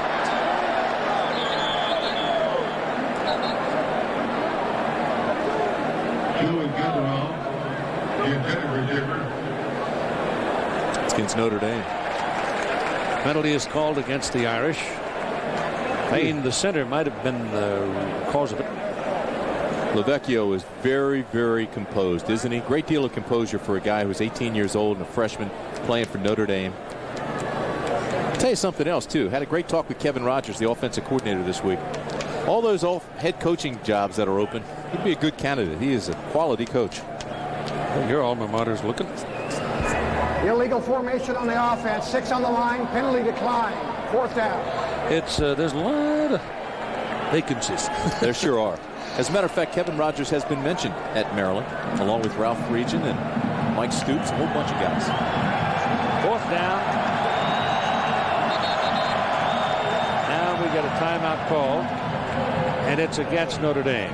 So the Irish looking to see what we can do here on 4th down. Don't just surrender the ball. Try to do something with it. Now, here are your coaching availabilities for the coming season, and there's 2 pages of them to give you an idea of how many there have been. And we go to the 2nd page. See that Carolina starts it, and all the way down. Don Nealon's retiring, and so is Lavelle Edwards over at BYU. Dick Tomey resigned last night after the ball game in Tucson. I think Alabama's going to have to take a step back and see what the NCAA is looking into, and Mal Moore certainly will wait on that. Carl Torbush, I think, was surprised that he was let go. I think Van der Linden was surprised that he was let go, and I think everybody was shocked by Toomey's resignation. I remember that Gene Stallings had to coach his team's play for a time under a penalty imposed by the NCAA because of a guy that Stallings never met. It's a little bit absurd. You know, the one thing that really bothers me, though, the penalty call levied against Lauren Woods of the Arizona basketball team. Boy, I don't know about that. The mentor gave him some money, and everything is clouded. Nobody wants to say exactly what it was. I mean, it's kind of like the game of football. You know, you can call a penalty on every play if you have a mind to. I know you can, because we saw a game like that last week. Looked like Flag Day in Corvallis. It's a lot of that stuff drives me crazy. 4th down and 2. They're all in motion. They're going to put it in the air. They look for Joey. He turns now and he goes, and it is incomplete. He ran to the sidelines and then turned on the Jets, but good coverage by Kevin Arbett. And the ball goes incomplete. Joey Getherall is a slippery little customer, isn't he, Keith? Yes, he is. 5'7", 170 pounds, does a sideline, feels the pressure coming from behind by Arbett, and so he cuts it up. Unfortunately, LoVecchio was rolling that way, really couldn't get a good leverage on the pass, and threw it out of bounds. But Getherall doing everything he can to get free. I think the Trojans now are starting to get a handle. They look better now than they did at the beginning of the ball game. Some of the sharpness, quickness gone out of the Irish attack. Here's Palmer. Take it on.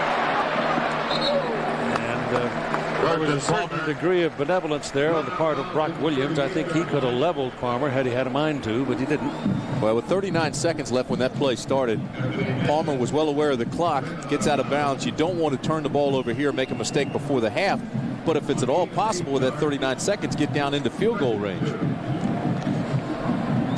ball is resting at the 38-yard line on the Southern California side. 2nd down and 2. Run it. Try to run it with McKenzie. Denman, the tackle. He's the leading tackler for the Irish. Anthony Denman, senior out of Rusk, Texas. But here's what I don't understand. They run a running play like that, which looks like they're going to run the clock out, and then USC calls a timeout. It doesn't make sense. Well, let's go back to 1974. Ara, you can leave the room. You don't want to watch this, I guarantee you. Mark McLean's touchdowns had put the Irish ahead 24-0 in the first half, 24-6 at halftime.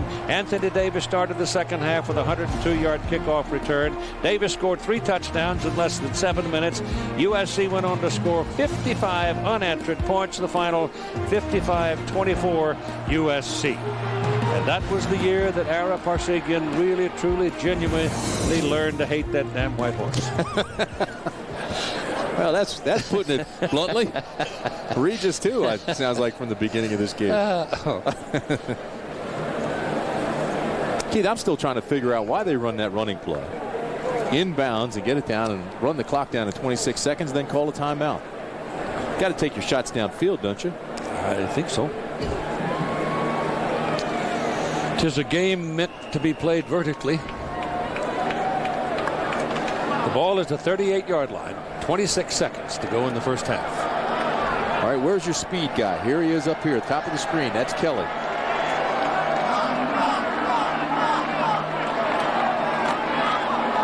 They're going to the clubhouse happy with a 21-14 ball game. That's what they're going to do.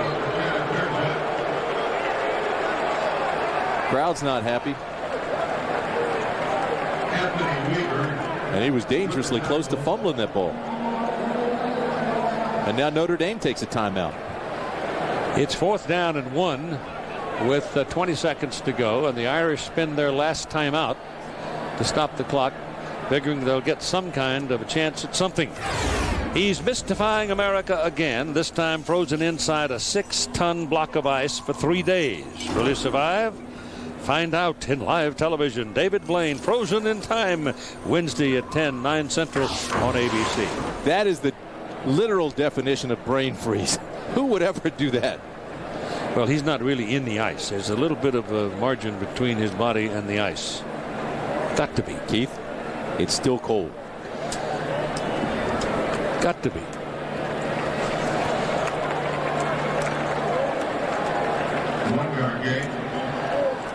I guess the only thing to do is sit down and watch it and see what happens.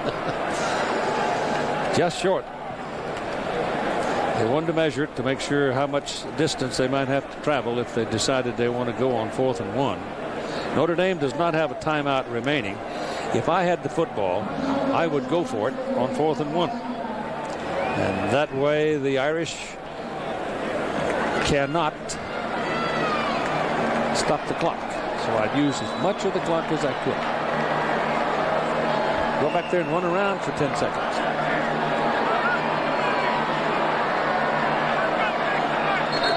Quarterback sneak and a penalty. This game has gotten so sloppy in the second quarter after what was a very well played first quarter. I think the tight end jumped. And this will be against USC, so now you have to punt. Now you got to punt. And now you have to worry about the 2 blocks you had earlier. And you got to worry about Getherall wandering around back there with all that speed. Folks, Joey Getherall, number 18 right there, is 6th in the nation in punt returns. He's not a big guy. As a matter of fact, we sat down and talked with him. When he walked in, I thought he was a manager. He's 5'7", 165 pounds, but he is some kind of dangerous. He and his dad, Soul Bob Davies. His dad was a detective, Purple Heart veteran over in where, Vietnam? Gillibray now. Irish jumping around. They got the pressure, got a man coming up the middle and almost got it. The kick is away. There's a penalty flag. Let's see. We've still got 19 seconds on the clock. Donald Dykes came flying through. False start on the offense. 5-yard penalty. Still 4th down. Wow. They're coming to put the clock at 20 seconds. 2-0. So they're putting another second on the clock. Bob Davie calls his troops around, and now Bob Davie and Notre Dame are starting to feel like they really can get some points out of this situation. Well, there's definitely a hole in the Trojan blocking for the punt. Because they spend the timeout now, and they want to do some try to get a patch on that leak, because the Irish have blocked 2 and almost had 3.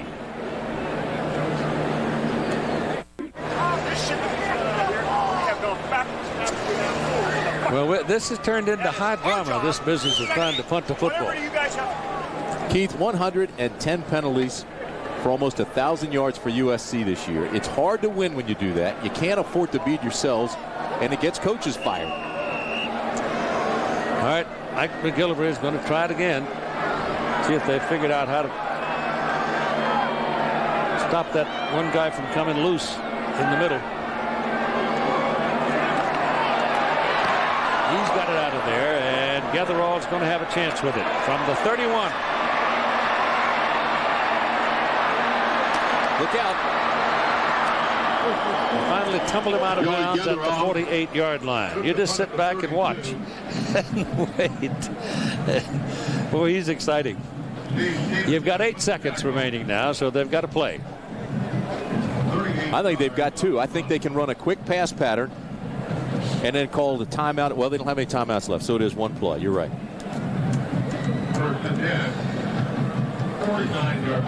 Let's have a look at Mr. Setta's stats. His longest, 47 yards against Purdue. One that Purdue ruse, though they did eventually wind up in the Rose Bowl. That's a bad snap. It's a quarterback on the feet, and that'll do it. Clock's going to run out on that play, and we'll go to halftime with Notre Dame leading the University of Southern California Trojans at the Coliseum in Los Angeles by a score of 21-14. Now John Saunders and Terry Boughton. All right, Keith, thanks a lot. And Terry, the last 3 minutes of that game took about 20 minutes to play. It underscores the importance of this one. One team playing for about $14 million, the other trying to keep their coach's job. And they're both playing exactly how they have all season. Southern Cal, 2 turnovers, 2 block punts, 21 points come from miscues. Notre Dame, they lead the nation in least turnovers. They have 0 today. All right, 21-14 is the score. When we come back, we'll have halftime. We'll look at more after these messages and a word from our ABC stations. A 21-14 lead for Notre Dame over Southern California at the Coliseum in Los Angeles. And Tim Brandt, wheels came off for both teams at the close of that half, but I got a feeling that if there was any kind of a shift of confidence, it might have gone toward USC. Oh, I agree with you. We talked about this at the beginning of the ball game, that the situation is perfect for an upset. And you're right. I think that USC goes into the locker room feeling pretty good about themselves, that they're only down 7 after all the miscues. The feeling about the game as we start the second half, I don't sense that this aura of desperation that the media has been presenting about this game and the big payday and all that, I don't sense that at all. No, I don't either. And especially when the teams got on the field, then it's up to the kids. Sure. And you can tell, obviously, that they're going after it. If you take a look at the statistics of this ball game, here are the Morgan Stanley Dean Witter first half statistics, and you'll see that both teams showed their game plans fairly early. Notre Dame was going to run the ball, and they've done that fairly effectively, and they had great field position. The passing game, you look at this, it belongs to USC. 136 passing yards. Carson Palmer went through a bad stretch where he went 0 for 6, but for the most part, he moved the football through the air. First downs, not that far apart, 11 and 9. Third down conversions, that, of course, belongs to Notre Dame. And then if you look at time of possession, that goes to the Irish, and that, I think, is a big factor that might play big down the end, because the USC defense, which you noted early, has been on that field a long, long time. Yeah. Highlights now from the first half. The clock's up. You could spend 3/4 of an hour talking about some of the things that happened. But we'll see if we have time to show them after the kick. Here's the ball in the air, and here's the second half of play from the 5-yard line. It's Tony Driver going to the outside, and big return by Driver as he comes all the way to the 35-yard line before Corey Dickerson finally brings him down. Keith, you mentioned the highlights. Well, USC has to feel good that they're down by only 7. After 2 punts were blocked, trying to kick away from Joey Getherall, Notre Dame started all 3 scoring drives in Trojan territory. The men of Troy have 7 penalties for 40 yards and 2 turnovers, a fumble, and this interception thrown by Carson Palmer. And dropped passes. Kerry Colbert dropped one that would have been a big game. McCullough dropped one in the flats. And Kareem Kelly dropped one when he was wide open on the sideline. And yet Notre Dame leads by only 7, and so they've got to feel pretty good. They start the second half with Tony Fisher going over the left side. He's going to have about 3 yards on the carry. Is what we were talking about. 7 hurries and 11 hits, and of course a lot of penalties. And you see the drop passes and the turnovers and the punts blocked too, which we just mentioned, and the points off. Well, 3 touchdowns. The thing that's a bother about it, though, Tim, it's the 11th and 12th game of the season. Well, you're right. These are things that should be taken care of in August. This is LoVecchio pulling it down and taking off the youngster who had never run an option play until he came to Notre Dame. Picks up a first down for the Irish at the 49-yard line.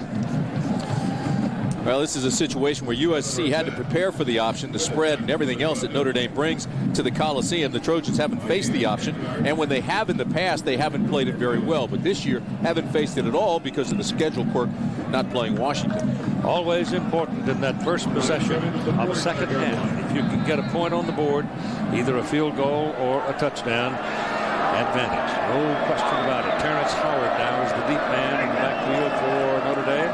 He has the ball, dancing over to the right side, and he's got a couple of yards. Here's Todd Harris. Thank you, Keith. I talked with both coaches at halftime. First of all, Bob Davie, as he was walking off the field, really gave it to the referee. He was not happy about that deluge of penalties that came late in the second quarter. He says once they put their game plan together and start rolling, everything should be fine. Meanwhile, Coach Hackett came out and surprisingly in high spirits. I said, Coach, despite all the controversy surrounding the program, what did you tell the kids? He said, we got 30 minutes. It's Notre Dame. It doesn't get any better than this. And prior to the game, we talked with A.D. Mike Garrett. He would not confirm nor deny the reports in the L.A. Daily News that Coach Hackett would be fired tomorrow. Keith. I don't believe it'll be Sunday. It'll be tonight or Monday, if it happens. Over to the right side, it is Fisher carrying the ball. That certainly has been the trend, hasn't it? Yep. Coaches right at the end of the game and shortly thereafter, athletic directors making it be known their intentions and what's going to happen in the future of the program. Well, Paul Hackett told me yesterday that there had been no conversation about his being fired. Well, I had a conversation with Mike Garrett right outside the booth here before the game when he was walking to his booth. There was a report in the paper here that, as you mentioned, Paul Hackett would be fired on Monday, and I asked him about that. He just wouldn't answer one way or the other. A little bit short.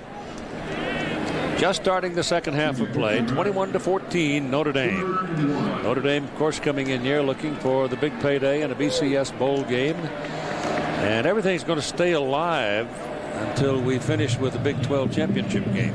Keith, with all that said, before we get away from the Paul Hackett situation, let me say this. I really, truly believe that Paul Hackett has shown absolutely nothing but class throughout this season when he has just been barraged by media criticism. That's right.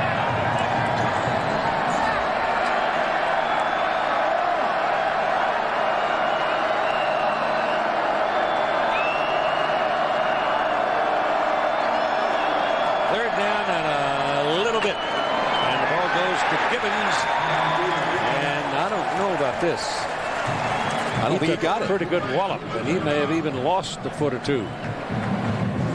Notre Dame has come out. They've shown empty formation, ace formation, pro sets, split backfield. This time they come out in a wishbone, which they haven't really shown too much. Look at the penetration by the men from Troy. And all of a sudden the linebackers are filling, and the linebackers come up there. And there, who is in the middle? Number 9, Zeke Moreno, had 11 tackles in the first half, and they make a pretty good stop. So they go from 4th and just a little bit to 4th and a yard.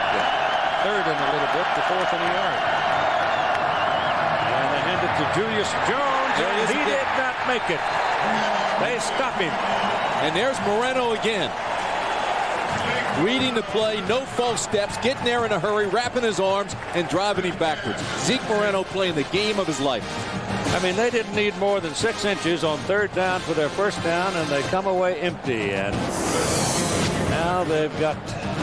Watch number 9 operate. Here he reads it. Here he takes on a blocker, and watch him fight to the outside, get out there and make the tackle. Skating down the line, keeping the ball carrier in his vision, getting down the line of scrimmage, wrapping his arms and driving him backwards. Folks, that is as well as you can play the linebacker position. Here's the chain and the stretch. And he's short by that little bit. So the Trojans have held, and they get the football back.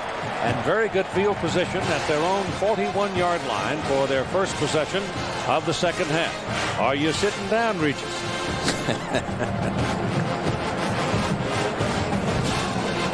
Well, if this game holds true like so many of the Pac-10 games against outside opponents have all year, this is going to be a terrific second half. Numbers for Carson Palmer in the first half. A couple of those runs were significant, including a touchdown. Matt Nichols is a man in motion. They throw it to him. He's got it out on the wing out there, and he eludes the first, the second, and the third. Fine run by Matt Nichols, who is categorized as a possession receiver, and he made a big play out of a little swing. And it's first down for the Trojans. He got away from Driver. Matt Nichols is a former walk-on. He earned a scholarship this year. They put him in motion. They run that flanker screen to him while he's still in motion, and he does have some speed. And that speed against the zone defense, and he picks up the first. That is a rush, incidentally. It is not a pass reception. It's a run in the record book. On first down, Carson Palmer, short drop, quick pop, and caught by Antoine Harris, the tight end, Antoine Harris. So he's going to pick up about 8 yards on that play. Next Saturday, Championship Saturday, triple header. You've got Marshall and Western Michigan for the MAC title, 4:30 Eastern, 1:30 Pacific. You got Florida and Auburn for the SEC Championship, presented by Dr. Pepper. And then Oklahoma and Kansas State for the Big 12 Championship. That's on ABC, home of the Bowl Championship Series, next Saturday. Now, Sultan McCullough trying to find a crack, and it just never opened. So he'll lose a little bit on that play. A yard, maybe a yard and a half. You know, Sultan McCullough's had a very solid year. He's gone from an all-conference track star to an excellent football player. But here they lose the line of scrimmage. Look at the white jerseys penetrating. They get a yard deep. They're just dominating the line of scrimmage here. And when McCullough looks around, all he sees is white jerseys. It'll be 3rd down and 4 for the Trojans at the Irish 38. 21-14, Notre Dame leading, starting the second half. Pressure coming, pass away, pass is incomplete. Good play by Brock Williams. He took it right out of the arms of Kerry Colbert. So the senior, handled the freshman. That is a great play. That's an NFL-type play. He could be Notre Dame's best defensive player all around. Watch his left hand reach in front and knock that ball down and strip it. He missed all last year, made a huge difference in the defense this year. He could be the best player out there. Now it is Mike McGilvery in for the punt. The last time Mike was out there, for a long time. No pressure at all. None. And Getherall calls fair catch back at about the 14-yard line on a low line drive punt. So the Irish will have it there for their second possession, leading by 7.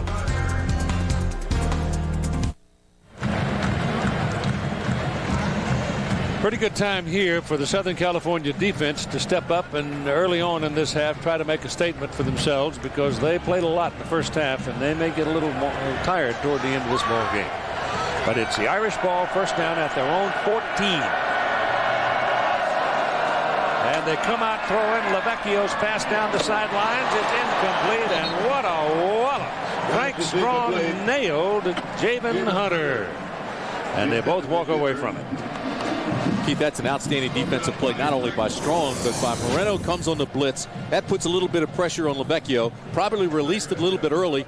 And then here comes the safety in the bracket. They were in it too deep, so the safety's got to get over and does a great job of making contact and ripping it loose. He almost could have made the pick. 2nd down and 10. Strong is out after that last collision, and he gets Deshaun Hill in the ball game.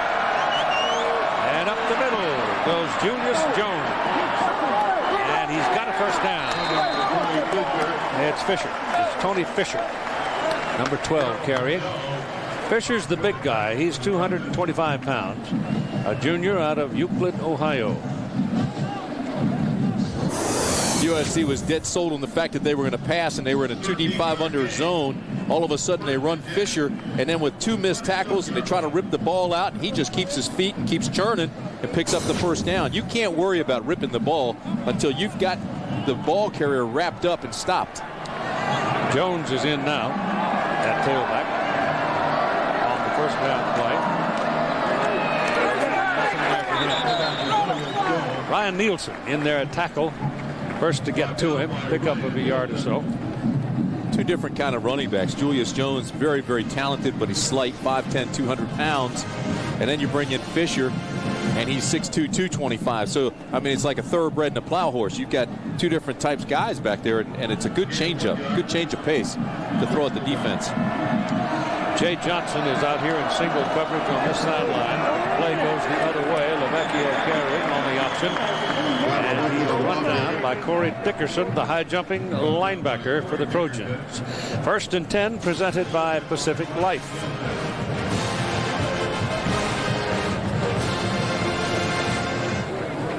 LoVecchio's rushing today, 7 for 51 yards and a touchdown.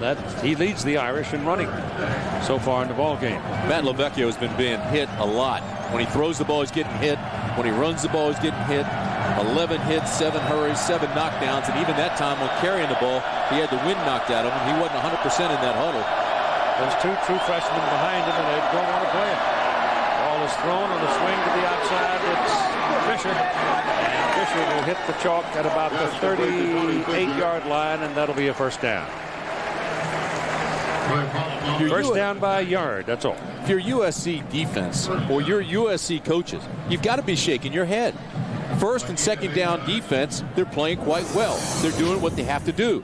For some reason, they then get soft, they back off, they let everything underneath transpire, then they come up and their tackling in midfield has been shaky. Here's a miss here, and he picks up the first down. Committed too soon on that tackle. Got to break down, keep your feet, force him one way or the other before you make the tackle. Ball is handed off to Fisher, and Fisher bangs him. Zeke Moreno yesterday talking to him about having a secondary behind him that was pretty green, had this comment. We always play run first, but we always have, that pass, in the back of our mind. So it kind of takes the edge away from us a little bit. But, they're young, they're stepping up, and I'm very proud of the way, our secondary is playing. They've been in many holes, and they dug themselves out. Need some big plays from him today. It's Jones at tailback. Here comes the option to Gibbons. Gibbons wants to throw it. He's got Gatherall downfield. It's too long.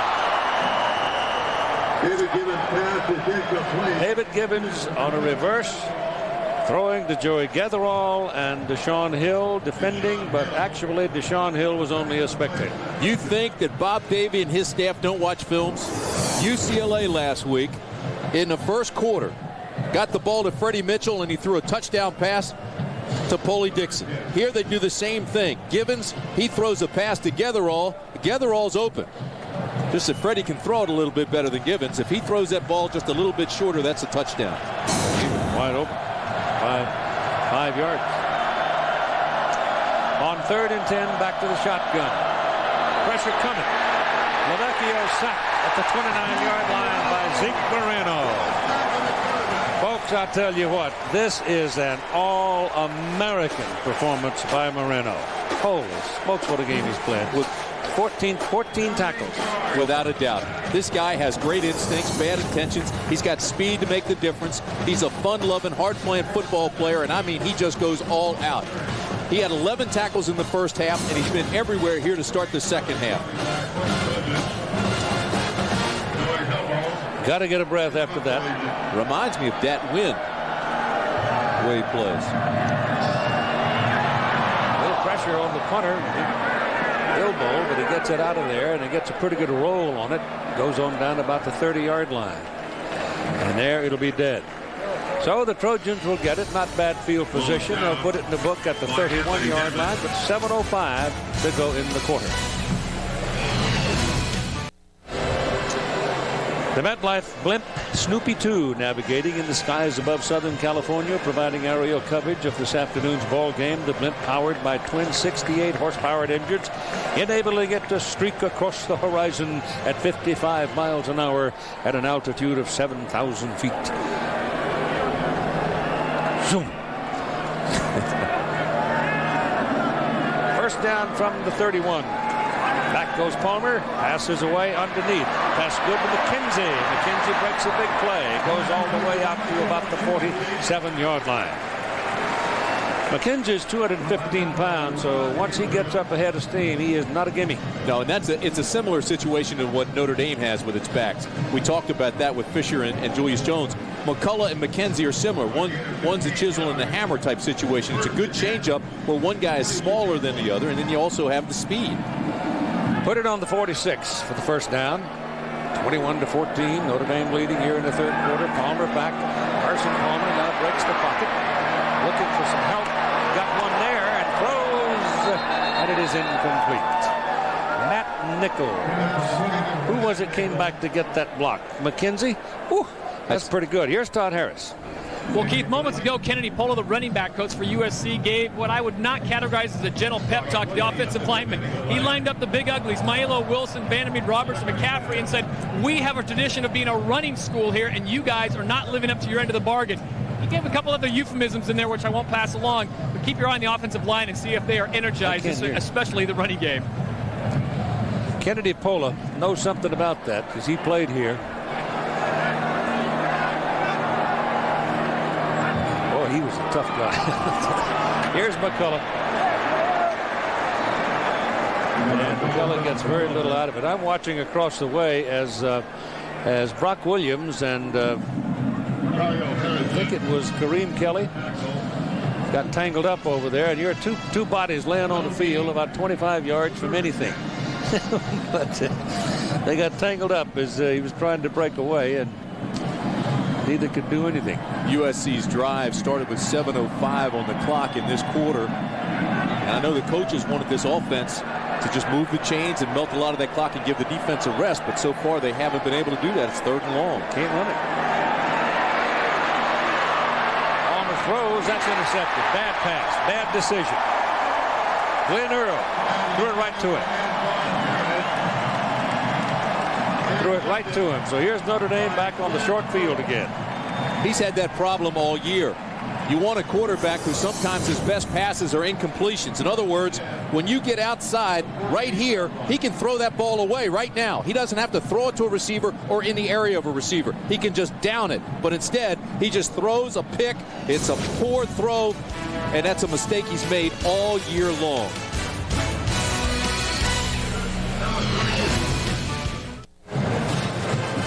Three turnovers by USC in the ball game today, all by that man right there, the quarterback Carson Palmer. 2 interceptions and a fumble. And the first 2 Notre Dame took in for scores, capitalized right away. Here they are again with great field position up at the 47-yard line. See if they turn that turnover into points. Well, I remember Bob Greasy saying so many times that the most telling thing a quarterback is going to do in any game is make decisions. Absolutely. And again, I say some of their best passes are incompletions, knowing when to throw it away. Tony Fisher is the deep back. And LoVecchio looking to throw it. Wants to go deep. It's caught by Jamin Hunter. At the 5-yard line, beat Chris Cash.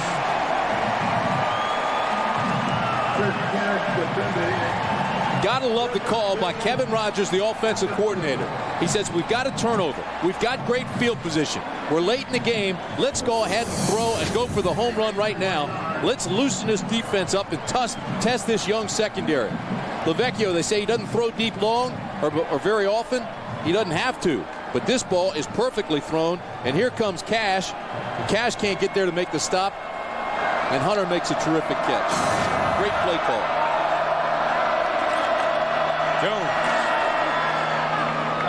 follows the wedge for about 3 yards. The other thing about Notre Dame, Keith, once they get in that red zone, very rarely do they fail. And not only do they score, but 99% of them are touchdowns. It's been an incredible year in the red zone for Notre Dame. Arnaz battle started. Godsey replaced him after he broke his wrist in the Nebraska game, and he went back to tight end, and LoVecchio got the job against Stanford, and he's been there ever since. He may be there for a long time.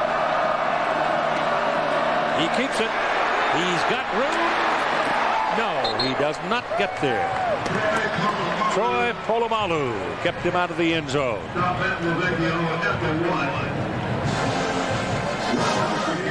That's just flat-out defensive effort there. Polamalu from a strong safety position, working like a linebacker. And also you had the linebacker Proser, who was beaten early, but then just legs it to the side, and those two guys knocked him out of bounds. That's great hustle when it looked like it was a sure touchdown. It is 3rd and goal now for the Irish from the 1.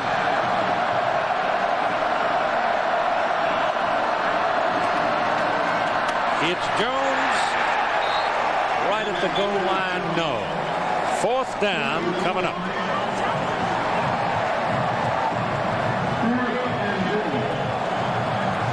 See if they go for it. I know that Bob Davies had a lot of success on the ground all afternoon. Matter of fact, Notre Dame scored first. 1-yard run by Terrance Howard. Notre Dame scored again with Matt LoVecchio on a 13-yard run. And they came back and they scored with Tony Fisher on a 1-yard run. So in short yardage, very, very effective. And the Irish are going for it right here, and wisely so. They need about 6 inches. Fisher's in the backfield. LoVecchio keeping. Gets in there. Run an option. They load up the backfield, option down the line, and the freshman quarterback canters in for the touchdown. Good call, excellent execution, and the guy defensively who's had a terrific game, as you said, All-American performance today, Zeke Moreno, overran the play and made a mistake he normally doesn't make.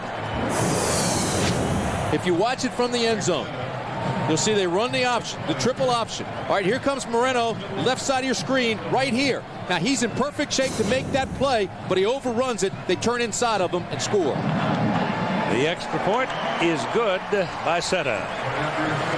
And with 3:56 to play in the third quarter, Notre Dame leads Southern California 28-14.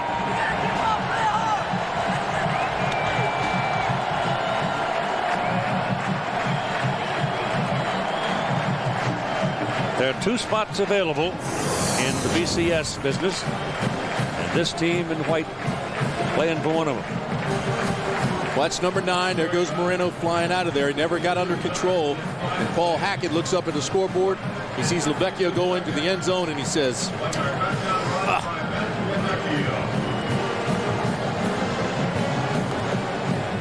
He knew that Moreno was there to make the play. So unusual that your All-American linebacker, your star linebacker, overruns a play like that. Yeah, but he didn't have a whole lot of help either. Notre Dame's hard to handle inside that 10-yard line. Talented football team. 20. You know what impresses me, though, Keith, is their speed. It's the fastest Notre Dame team I've seen in a long time. It really is. It's a very quick football team. Quicker than I knew. Quicker than the team we saw last year. Ball kicked in well into the end zone. There'll be no return.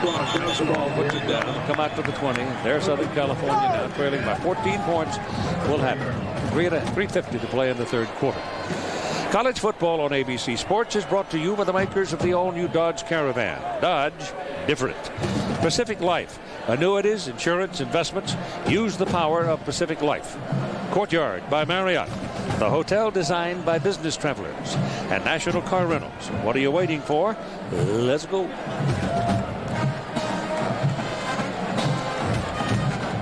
Now the Trojans come out and spread them out. Colbert, Nichols, Kelly, Palmer passing, gets it away, pass complete, caught by Alex Holmes, the tight end, and he picks up about 8 yards, and here's Todd. Well, Keith, I'm joined by someone who knows a little bit of something about comebacks, Mr. Anthony Davis, and I watched you last night in that 74 game when you guys just throttled Notre Dame. Can you guys do it tonight? I don't know if we're good tonight. We need some of that good old USC Trojan magic. But right now, both teams are playing well. You know, this is a great tradition.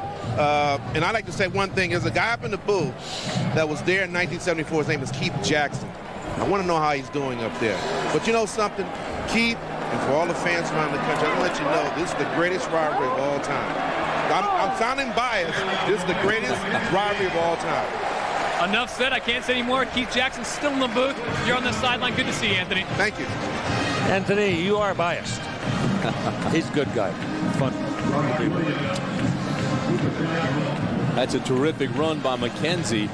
That looked like some of the old power backs. Well, they're waiting for him to do that. They've been waiting a good long time for him to bust loose because physically he's got the tools. For those that haven't followed the Pac-10 this year, they give up a lot of points, but they'll score a lot of points too. On 1st and 10, Palmer with a deep drop, gets decent protection, and down the middle he's got a man wide open. That's Steve Stevenson, and Stevenson will take it down to the Irish 31-yard line. Brought down by Brock Williams, and just that quickly, they're back in their face. Keith, that's what I'm talking about all year long. There's no question the Pac-10 probably has the best skilled guys in the country. Talent-wise, the Pac-10 is loaded offensively. What this league has really missed and sorely missed is that East Coast toughness, or that Midwest toughness that you see across the country. They let guys get behind them. They've got skilled guys back there that don't wrap their arms and they give up a lot of points. But offensively, they are explosive.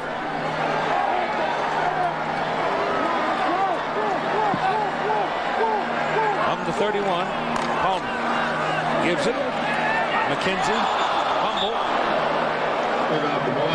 Down 30-yard line. Yeah, McKenzie was down before the ball came out. Mailo, just in case, was on it. And Fasea is a tidy 330 pounds. I watched that game last night, that 1974 game. You were a star then, you're a star now. Oh, fiddle. Woody Hayes was the color man, right? Woody Hayes was the color guy, and I turned it on. I heard Woody talking about a 4-3-3 defense. I said, where's the other guy? He wanted to sell his book. Palmer takes off. Had a lot of time, a lot of grass in front of him, and he goes flying through the air. Did he keep the ball? Yes, he did. No, he didn't. I don't think he did. Well, they're going to say USC has it, but I'm not sure he didn't lose that in the air. And there's Bob Davie again out on the field. Bob Davie is out on the field, out by the hash marks. Oh, I thought they knocked it loose. Brock Williams was just hammered him. He got hit, and he did a helicopter-type spin, but where'd the ball come loose? Take another look. All right, he's going to get hit two different ways. All right, now he's going to be turned all the way around. Locate the football. Football was still in his arms when he hit the ground. That's USC ball. That's a great call by the officials. He still had it. Great call by the officials. Yep. Clearly had the ball when he went down. He's lucky to be walking, frankly. Well, the rule specifically says the ground can't cause a fumble. That ball was knocked loose by the ground when he hit. Just inside the 20-yard line. Palmer's pass to the end zone is incomplete. And he was under considerable duress when he threw the ball.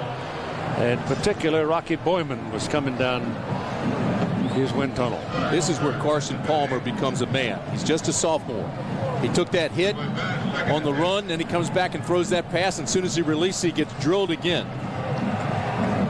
A little blood in the mouth when you're young will help you mature into a quality athlete. Second down and 10 from the 19-yard line. Well, he's got all the tools. Wow. And a live arm. Irish coming after him. Got the pass away, though, and it works. Caught by Kerry Colbert, the freshman. I mean, Palmer was on his way down when he threw the ball, and it's caught at the 11-yard line. Ron Israel had him on an all-out blitz. But that's a big-time play. Again, it goes to the maturation process. He sees the blitz coming. He's backing up. He throws off his back foot and throws a strike. It's third down and 2 now at the Irish 11-yard line. Haven't had a lot of success between the tackles. Not a bad time to go wide. Try to get the first on the edge. The big guys in the backfield. Give it a pop and grind. Over the top he goes, looking for the first down, and he did not get it. They haven't had a whole lot of success there. That front seven of Notre Dame has played outstanding football. Weaver, Scott, Legree, and Roberts. And those linebackers fill so well. Harrison and Denman and Boyman. Well, they've won the line of scrimmage all day. They've had the boss of it. Mailo committed himself too soon. I don't think made much contact as we come down to the end of the third quarter of play. ABC Sports presentation of college football will return after this message and a word from our ABC station. 28-14, Notre Dame leading. This is ABC Sports, home of the best in college football.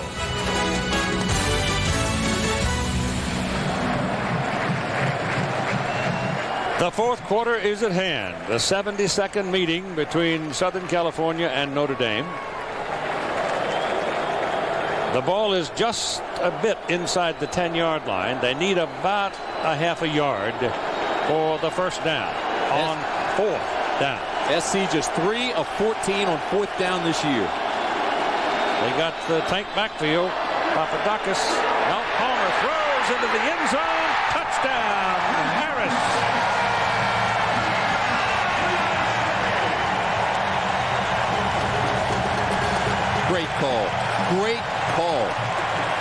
he called. Yeah, they give up the ball there without scoring. Ball game. Ball game, right. I'll tell you this, though, Keith.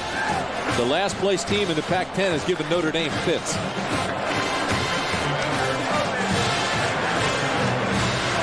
Watch the extra point try now. This can be exciting stuff. They've missed 10, had 6 blocked. He got it. I think David Bell hit it a little fat, but he got it. Puff of dust as the ball went up. But it's now a 28-21 ball game. 4th down and inches. Everybody thinks quarterback sneak, or at the most the tank play, tank formation, where they come up off tackle with the power. They faked that with Papadakis and roll Carson Palmer. Scored on that play earlier, but they slip out Antoine Harris, the 6'4" tight end. Well-designed play, perfectly executed. So we still have a ball game, I say.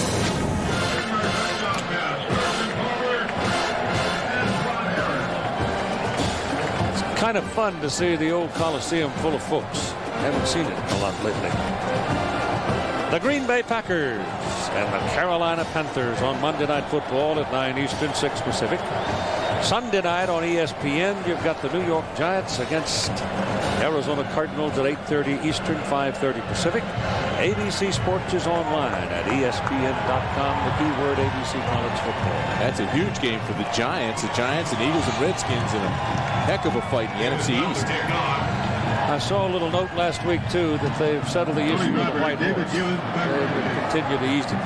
They bounce it down the middle of the field. And it's picked up at the 20-yard line by David Gibbons. And he comes all the way back to the 46-yard line. My goodness, they've got good field position. College football on ABC Sports is brought to you by Chevy Silverado. It's not just any truck, it's the truck. Burger King, got the urge? Discover card. There's always something more to discover. And MSN, everything you need to feel at home on the web, all in one place. Why would you squib it? SC is killing itself, trying to be cute in the kicking game, trying to avoid big turnovers. They've had a couple of punts blocked. They've tried to kick out of bounds, but they do it short. Now they squib it and give up good field position. And it's Notre Dame leading in the ball game, 28-21. They get good field position. Tony Fisher gets a big gain out of it on the first snap. Polamalu brings him down, but he's got 8 yards. Well, let's make this point. USC coming into the ball game knew all about the special teams of Notre Dame and how good they are, and they really are special. They knew the return guys are very dangerous. But now, trying to keep it away from them, they're trying to get too cute, too tricky, and they're hurting themselves. Terrance Howard is back. He dragged the leg off the field earlier, but he's back in there now, and he's going to have the first down and then some. Out of bounds at the 28-yard line. Brought down by Frank Strong. So now the Irish are running downhill again.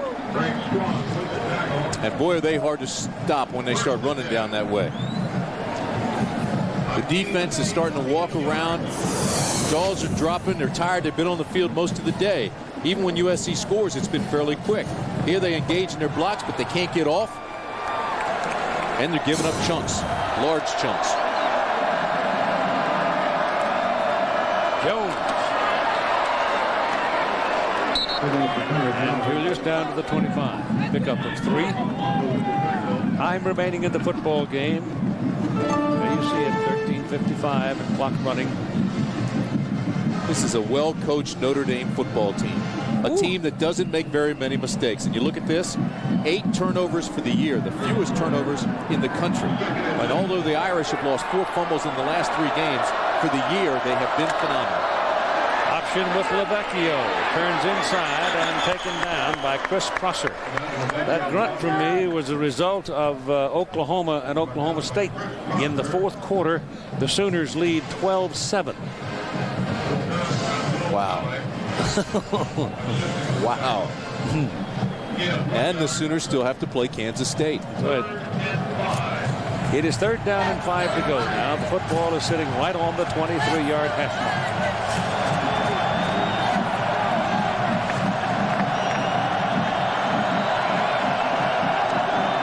deep man is Julius Jones. He gets it. He's short of the first down considerably. The first hit was Aaron Graham playing at middle linebacker with Marcus Steele hobbled with an ankle sprain. Notre Dame has had great success going for it on 4th down, but this is way too far to even think about that at this stage of the ball game. So you've got to go for the field goal, and it'll be a rather lengthy one.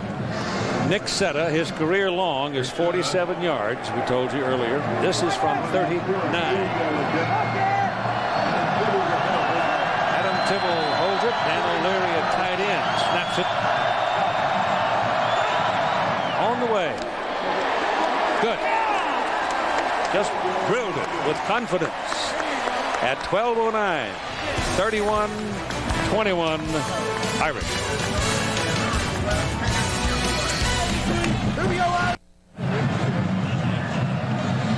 Matt McNew, who's very happy to have come over from the soccer team. Thank you very much. A 5th-year senior.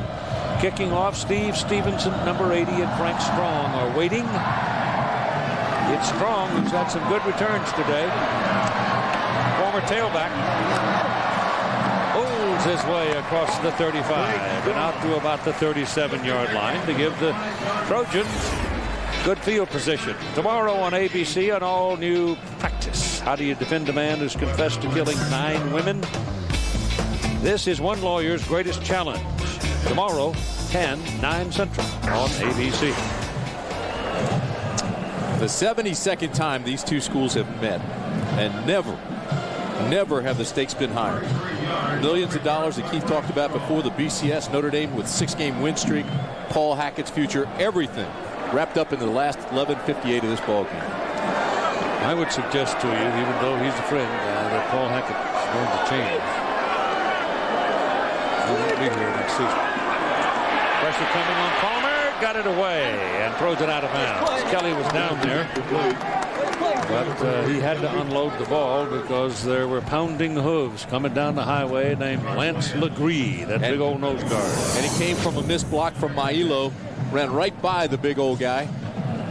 Palmer could feel that. That's not a bad play to throw it out of bounds, because remember, that's what he was chastised for before. He rolled out and threw the interception. Anthony Weaver, 98, is the other big guy that was causing trouble from the backside. I think he's a heck of a football player, Weaver. On 2nd down and 10. This time it's thrown underneath to McKenzie. McKenzie cuts back, and the cutback will get him a first down.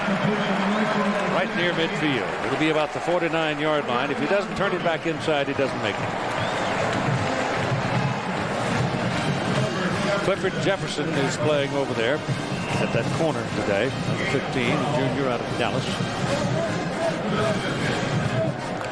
Well, we've learned to expect the unexpected from the Trojans this year. And again, they've got a pretty good drive going with plenty of time in the ball game, down by 10.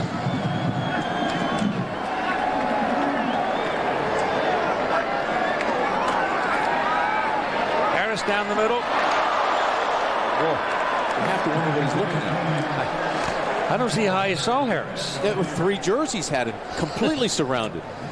Denman tipped it, I guess, but it didn't matter. The ball was thrown right at 3 white shirts and the tight end somewhere in the middle. Well, unfortunately, part of this is youth. He goes in, he's got the designated receiver in his mind, never comes off of him. He wants to go to him, and look at that. Yeah, you have to wonder what he's looking at with so many white jerseys around your intended receiver. Got to come off him and go elsewhere. It's the old adage, 2 men on me, somebody's got to be free. 3 guys on me, there's got to be somebody free. That almost went for 6. That almost went for 6. Brock Williams is right there, and it wasn't a thing between him and the end zone except some grass and soft autumn air in Los Angeles. And that ball went right through his hand. Some of the mistakes he made today. He hung in the pocket too long. Then he comes out of the pocket and he throws it high because he's running up to the front of the pocket. Now he rolls right, well out of the 5-yard area, can throw it away, instead throws the pick. And then, of course, the last play, watch this, and how close this is to being picked off. Wow. Right through the hands of Williams. On 3rd and 10.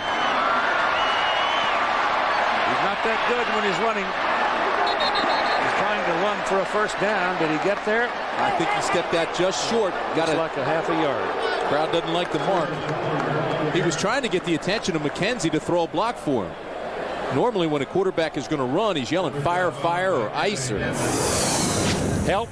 Yeah, help. Look, see, here's McKenzie's trying to let him know, hey, throw a block. Well, he did just in time.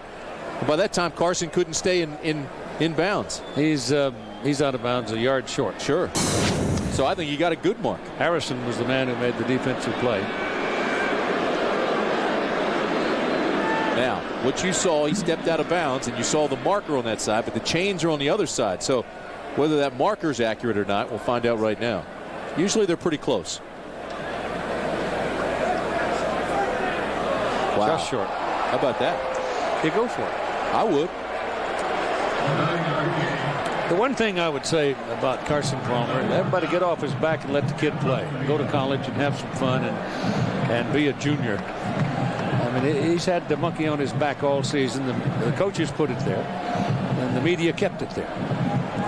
And he's had some hard time. Now, the nose of that football is almost touching the first down marker. If I'm playing offense and I'm the quarterback, I don't want to take a step back away from that line of scrimmage and give it to the running back.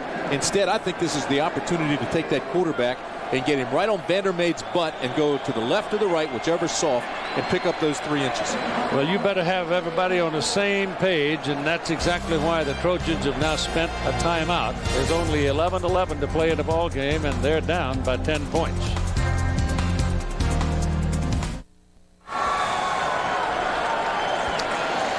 $11-11 to play, and on fourth down and just inches, and you can see the inches right there. 1st and 10 presented by Pacific Life, and it's just almost touching.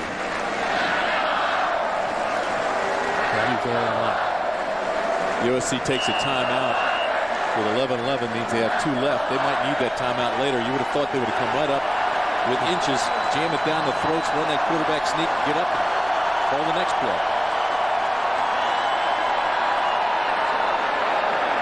That's a first down. Yeah. The offensive line surged. The defenders didn't get underneath it this time quite enough, and they were able to pick up the first down. They put it on the 40-yard line, maybe just a little bit inside the 40. And first down Trojans, as the Irish are trying to dig in now and keep them away. At the conclusion of today's game, we'll select a Chevrolet player of the game from each team. Chevrolet making a $1,000 contribution to each University General Scholarship Fund. Sultan McCullough is the tailback for the Trojans.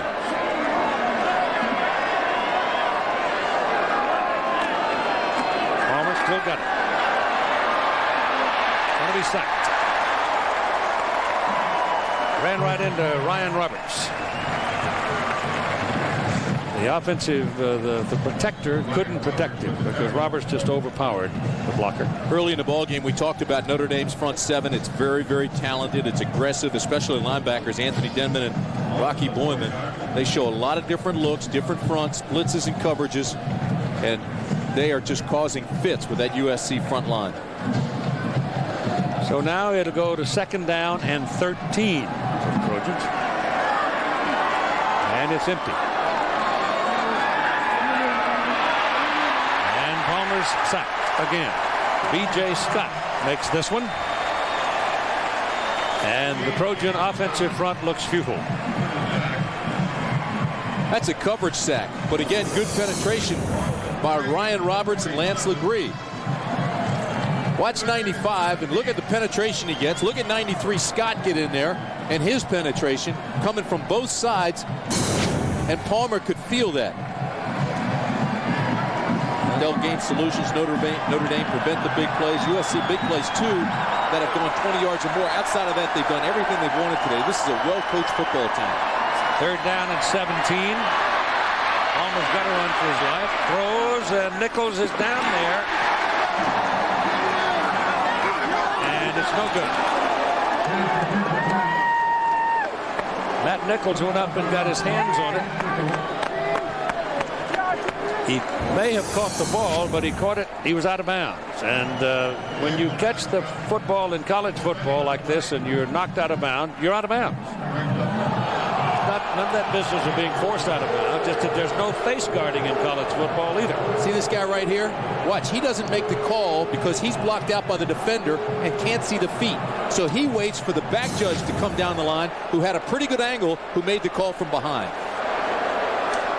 And so it is 4th down, and they'll punt it away. That was not a very good possession for the Trojans. And that's going to go into the end zone.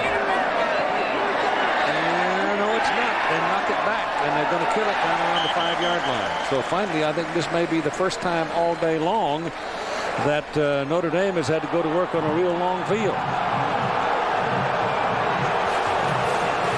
Did they call it touchback? They call touchback. He was across the plane when he went up and touched the ball, so that'll bring it out to the 20.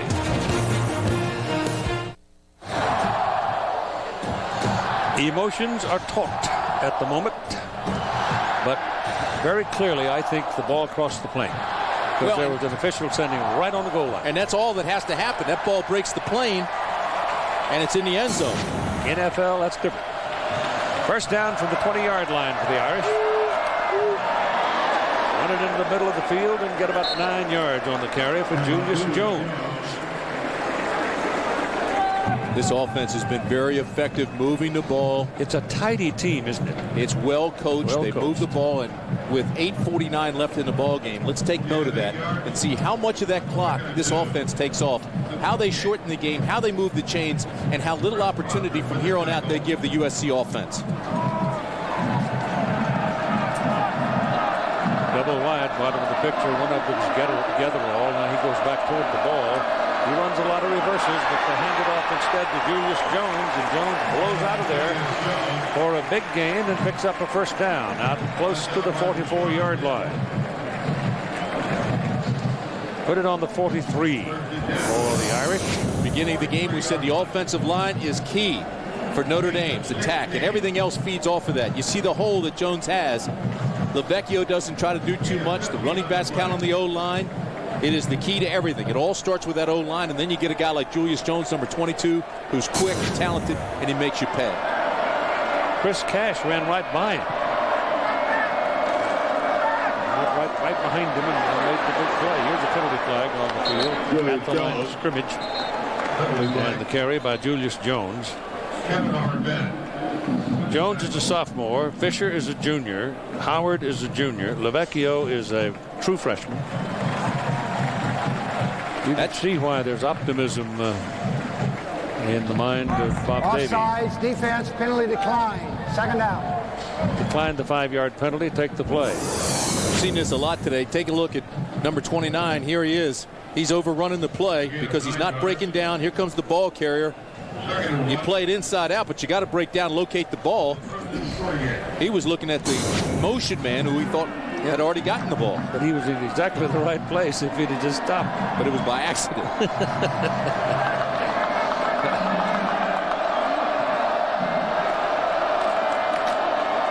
This is Jones again. And he's close, but he may not have the first down. Ron Nielsen making the tackle. Time permitting, stay tuned for the 50 Car Rental postgame report featuring scores and highlights around the country. Notre Dame has won 6 games in a row. A win this afternoon would end the season with 7 straight, the best finish since 1988, and that was a national championship team. And as Keith said, this team's still a year away. Well, they're going to lose some people along the offensive front, like Gandy and Bowlers and Jones. Together all these two. Third down and a foot. Easy. First down for the Irish at the Southern California 43-yard line. Tony Fisher picking it up. 2 spots available for these teams. Oregon State 10-1, Virginia Tech 10-1, Washington, of course, is number 4, Miami 3. Miami won big today. Nebraska is still in the hunt. Had a breathtaking finish yesterday against Colorado, and Notre Dame. They're going to come out of here at 9-2. But that BCS at large, I call that the Notre Dame rule. I think that at large was made to get a team like Notre Dame in there with 9 wins, and if they get them, they're in. It's specifically negotiated in behalf of certain conferences and Notre Dame. Right. And Oklahoma wins by 12-7. But see, that'll hurt Oklahoma in the BCS Yes, it rankings. will. They are still the only undefeated team. I got the feeling that this is the year, if Oklahoma should wind up losing the ball game, they make the mistake of when you only pick 2 teams, it's easy to make a mistake. When you pick 4, you'll be all right. All right, partner. You get the best. Let's just wait to see what happens. First 2 years, it's worked out perfectly. That's right. Kind of shaky the second year. This is Gatherall on the reverse. I'll tell you, he's a bundle of dynamite down to the 25-yard line. Aaron Graham finally hunted him down. This game is over. Notre Dame now just starting to have fun. Watch guys pulling out of there, getting out in front and throwing blocks. If you look back, here comes Jim Jones, big old number 55. He's laying out a guy. He's flat backing. Then here comes Fain, 52. He's just shoving and pushing guys out of bounds. They're out there flying around. Their big bodies that are moving, and they're getting their blocks, and they're melting the clock, which is down to 5.5 minutes now. And they've run the ball 15 straight times. They lead by 10 points. This is Jones. And he's got 8 yards on that carry. Joey Gatherall, 5'7", 170 pounds, running around amongst a bunch of sequoias. I asked him yesterday, have you no fear? There's some things that fear me, being home alone, stuff like that. But besides that, in the football game, you can't have any fear. You got to go out there, have no fear, be relentless out there, and that's my motto out there. I remember Desmond Howard's comment, though, and he said returning punch was like running through a thunderstorm. Second down, 3.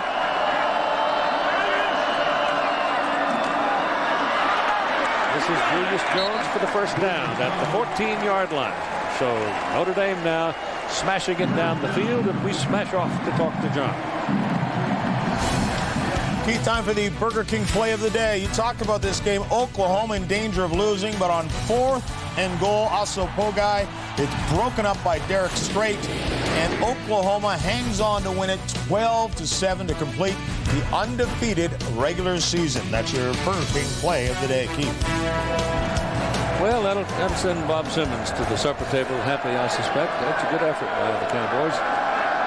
On first down from the 14 now, the Irish punching their way downfield. It is Terrance Howard to the 1-yard line. First and goal, Notre Dame at the SC1 in front of a crowd of 81,342. And as we speak, they're beginning to clog the freeways. I want you to see something. Big offensive lines engaging and riding. And look at this hole. That is dominant football by big offensive linemen. And here comes 78, Black. Black walls them off. They cut inside. We told you to watch the clock when they start this drive. It started with more than 8 minutes left. They're down to 3:52. And the play selection decidedly brown. It's Howard, and they roll him back. 81,342. That's the biggest crowd this year at the Coliseum. Glad to see a big house. And Notre Dame has not won here at the Coliseum since 1992. They tied in 94. They lost in 96. They lost in 98. But the Irish are about to win this one. It's been a great year for Notre Dame. Ranked in the top 20 in football, basketball, women's basketball, and boy, soccer is just flat out awesome.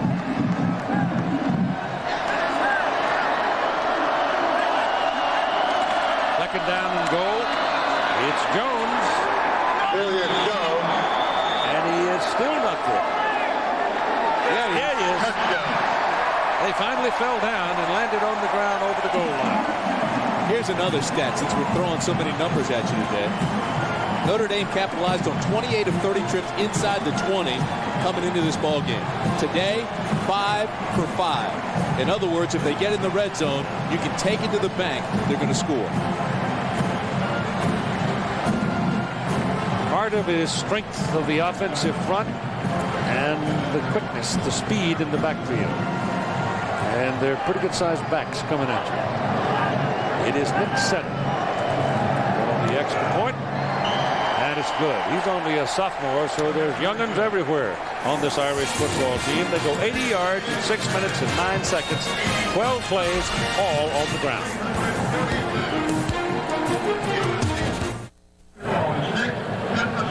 Bob Davie, now in his 4th year, has won 30 games, certainly fought some battles in South Bend on the field, off the field, and in the courts, but he's firmly entrenched. And here's one of the reasons why. They don't make many mistakes. They're well coached. 8 turnovers leads the nation. That's for the season, folks. 8 turnovers leads the nation. And you see the NCAA record is 8, so they're tied there. And you have to go all the way back to 1940 to Clemson, 1966 to Miami, Ohio. That is a well-coached football team, Bob Davies, and he's set not only for this year, the BCS, but also for next year. Kickoff is high and short. At the 10-yard line, it's Steve Stevenson trying to find some daylight. And we'll get out to about the 22-yard line. The last time the Green Bay Packers played on Monday night, they were spectacular. But they're beat up, sore. And they've got to go down to Carolina and play the Panthers.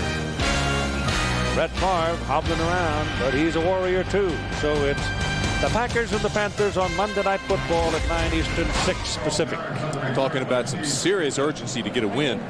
Green Bay has Brett Favre, who's got that flat tire, that bad foot. Defense has been shaky. The offense has been moving.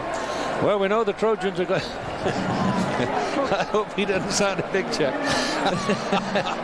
Pass is completed to Antoine Harris out at about the 27-yard line.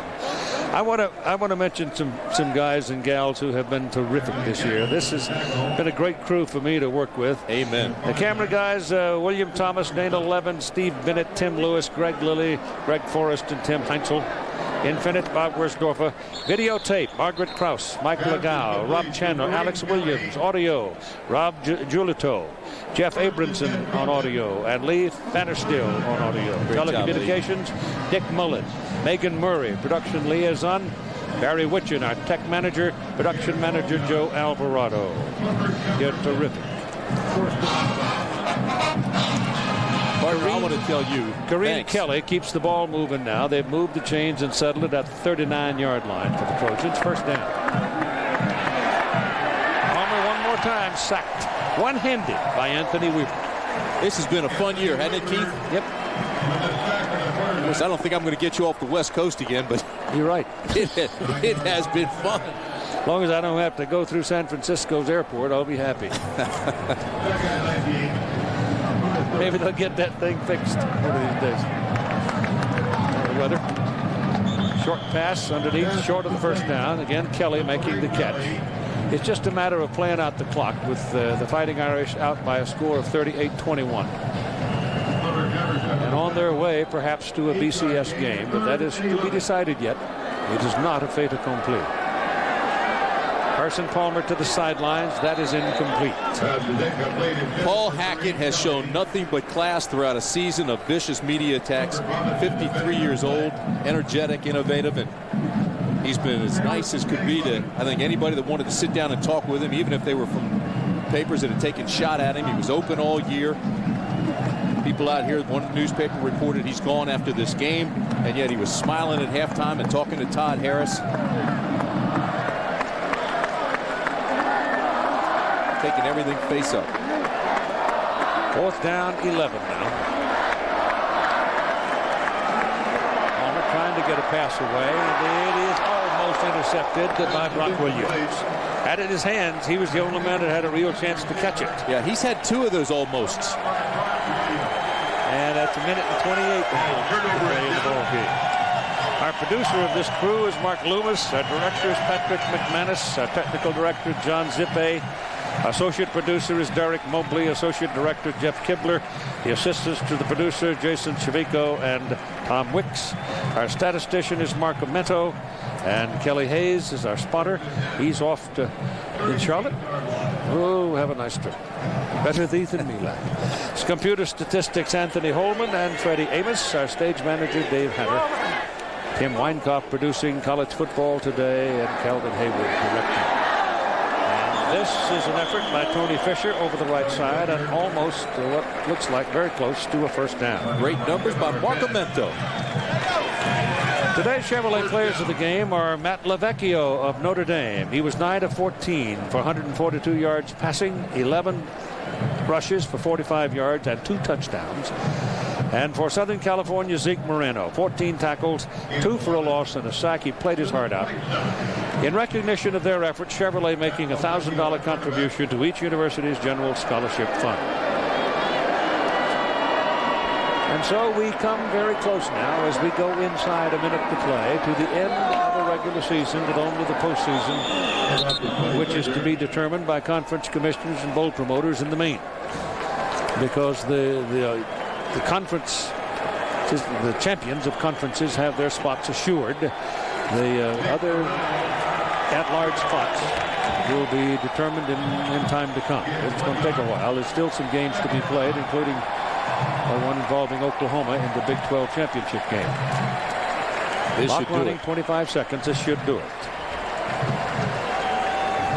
Have to go all the way back to 1981 to find when USC has beaten UCLA and Notre Dame in the same season, and they're not going to do it this season. That'll do it. Clock is going to run out, so the ball game is going to end with a final score of Notre Dame 38 and Southern California 21. And it's a Notre Dame team that is going to be troublesome next year for all those of you who have them on your schedule. And finishing up the summation of the season, my thanks to Todd Harris for his yeoman work on the sidelines. Tim Brandt, old friend, wonderful to work with you again. And we hope you've enjoyed our presentation of college football across ABC Sports. Brent Musburger and Gary Danielson, Bob Greasy, and Brad Nessler, and of course Sean McDonough, and great job that they've all done. Brad Nessler and Lynn Swan, of course. I don't want to leave them out, and Jack Arute, and on it goes.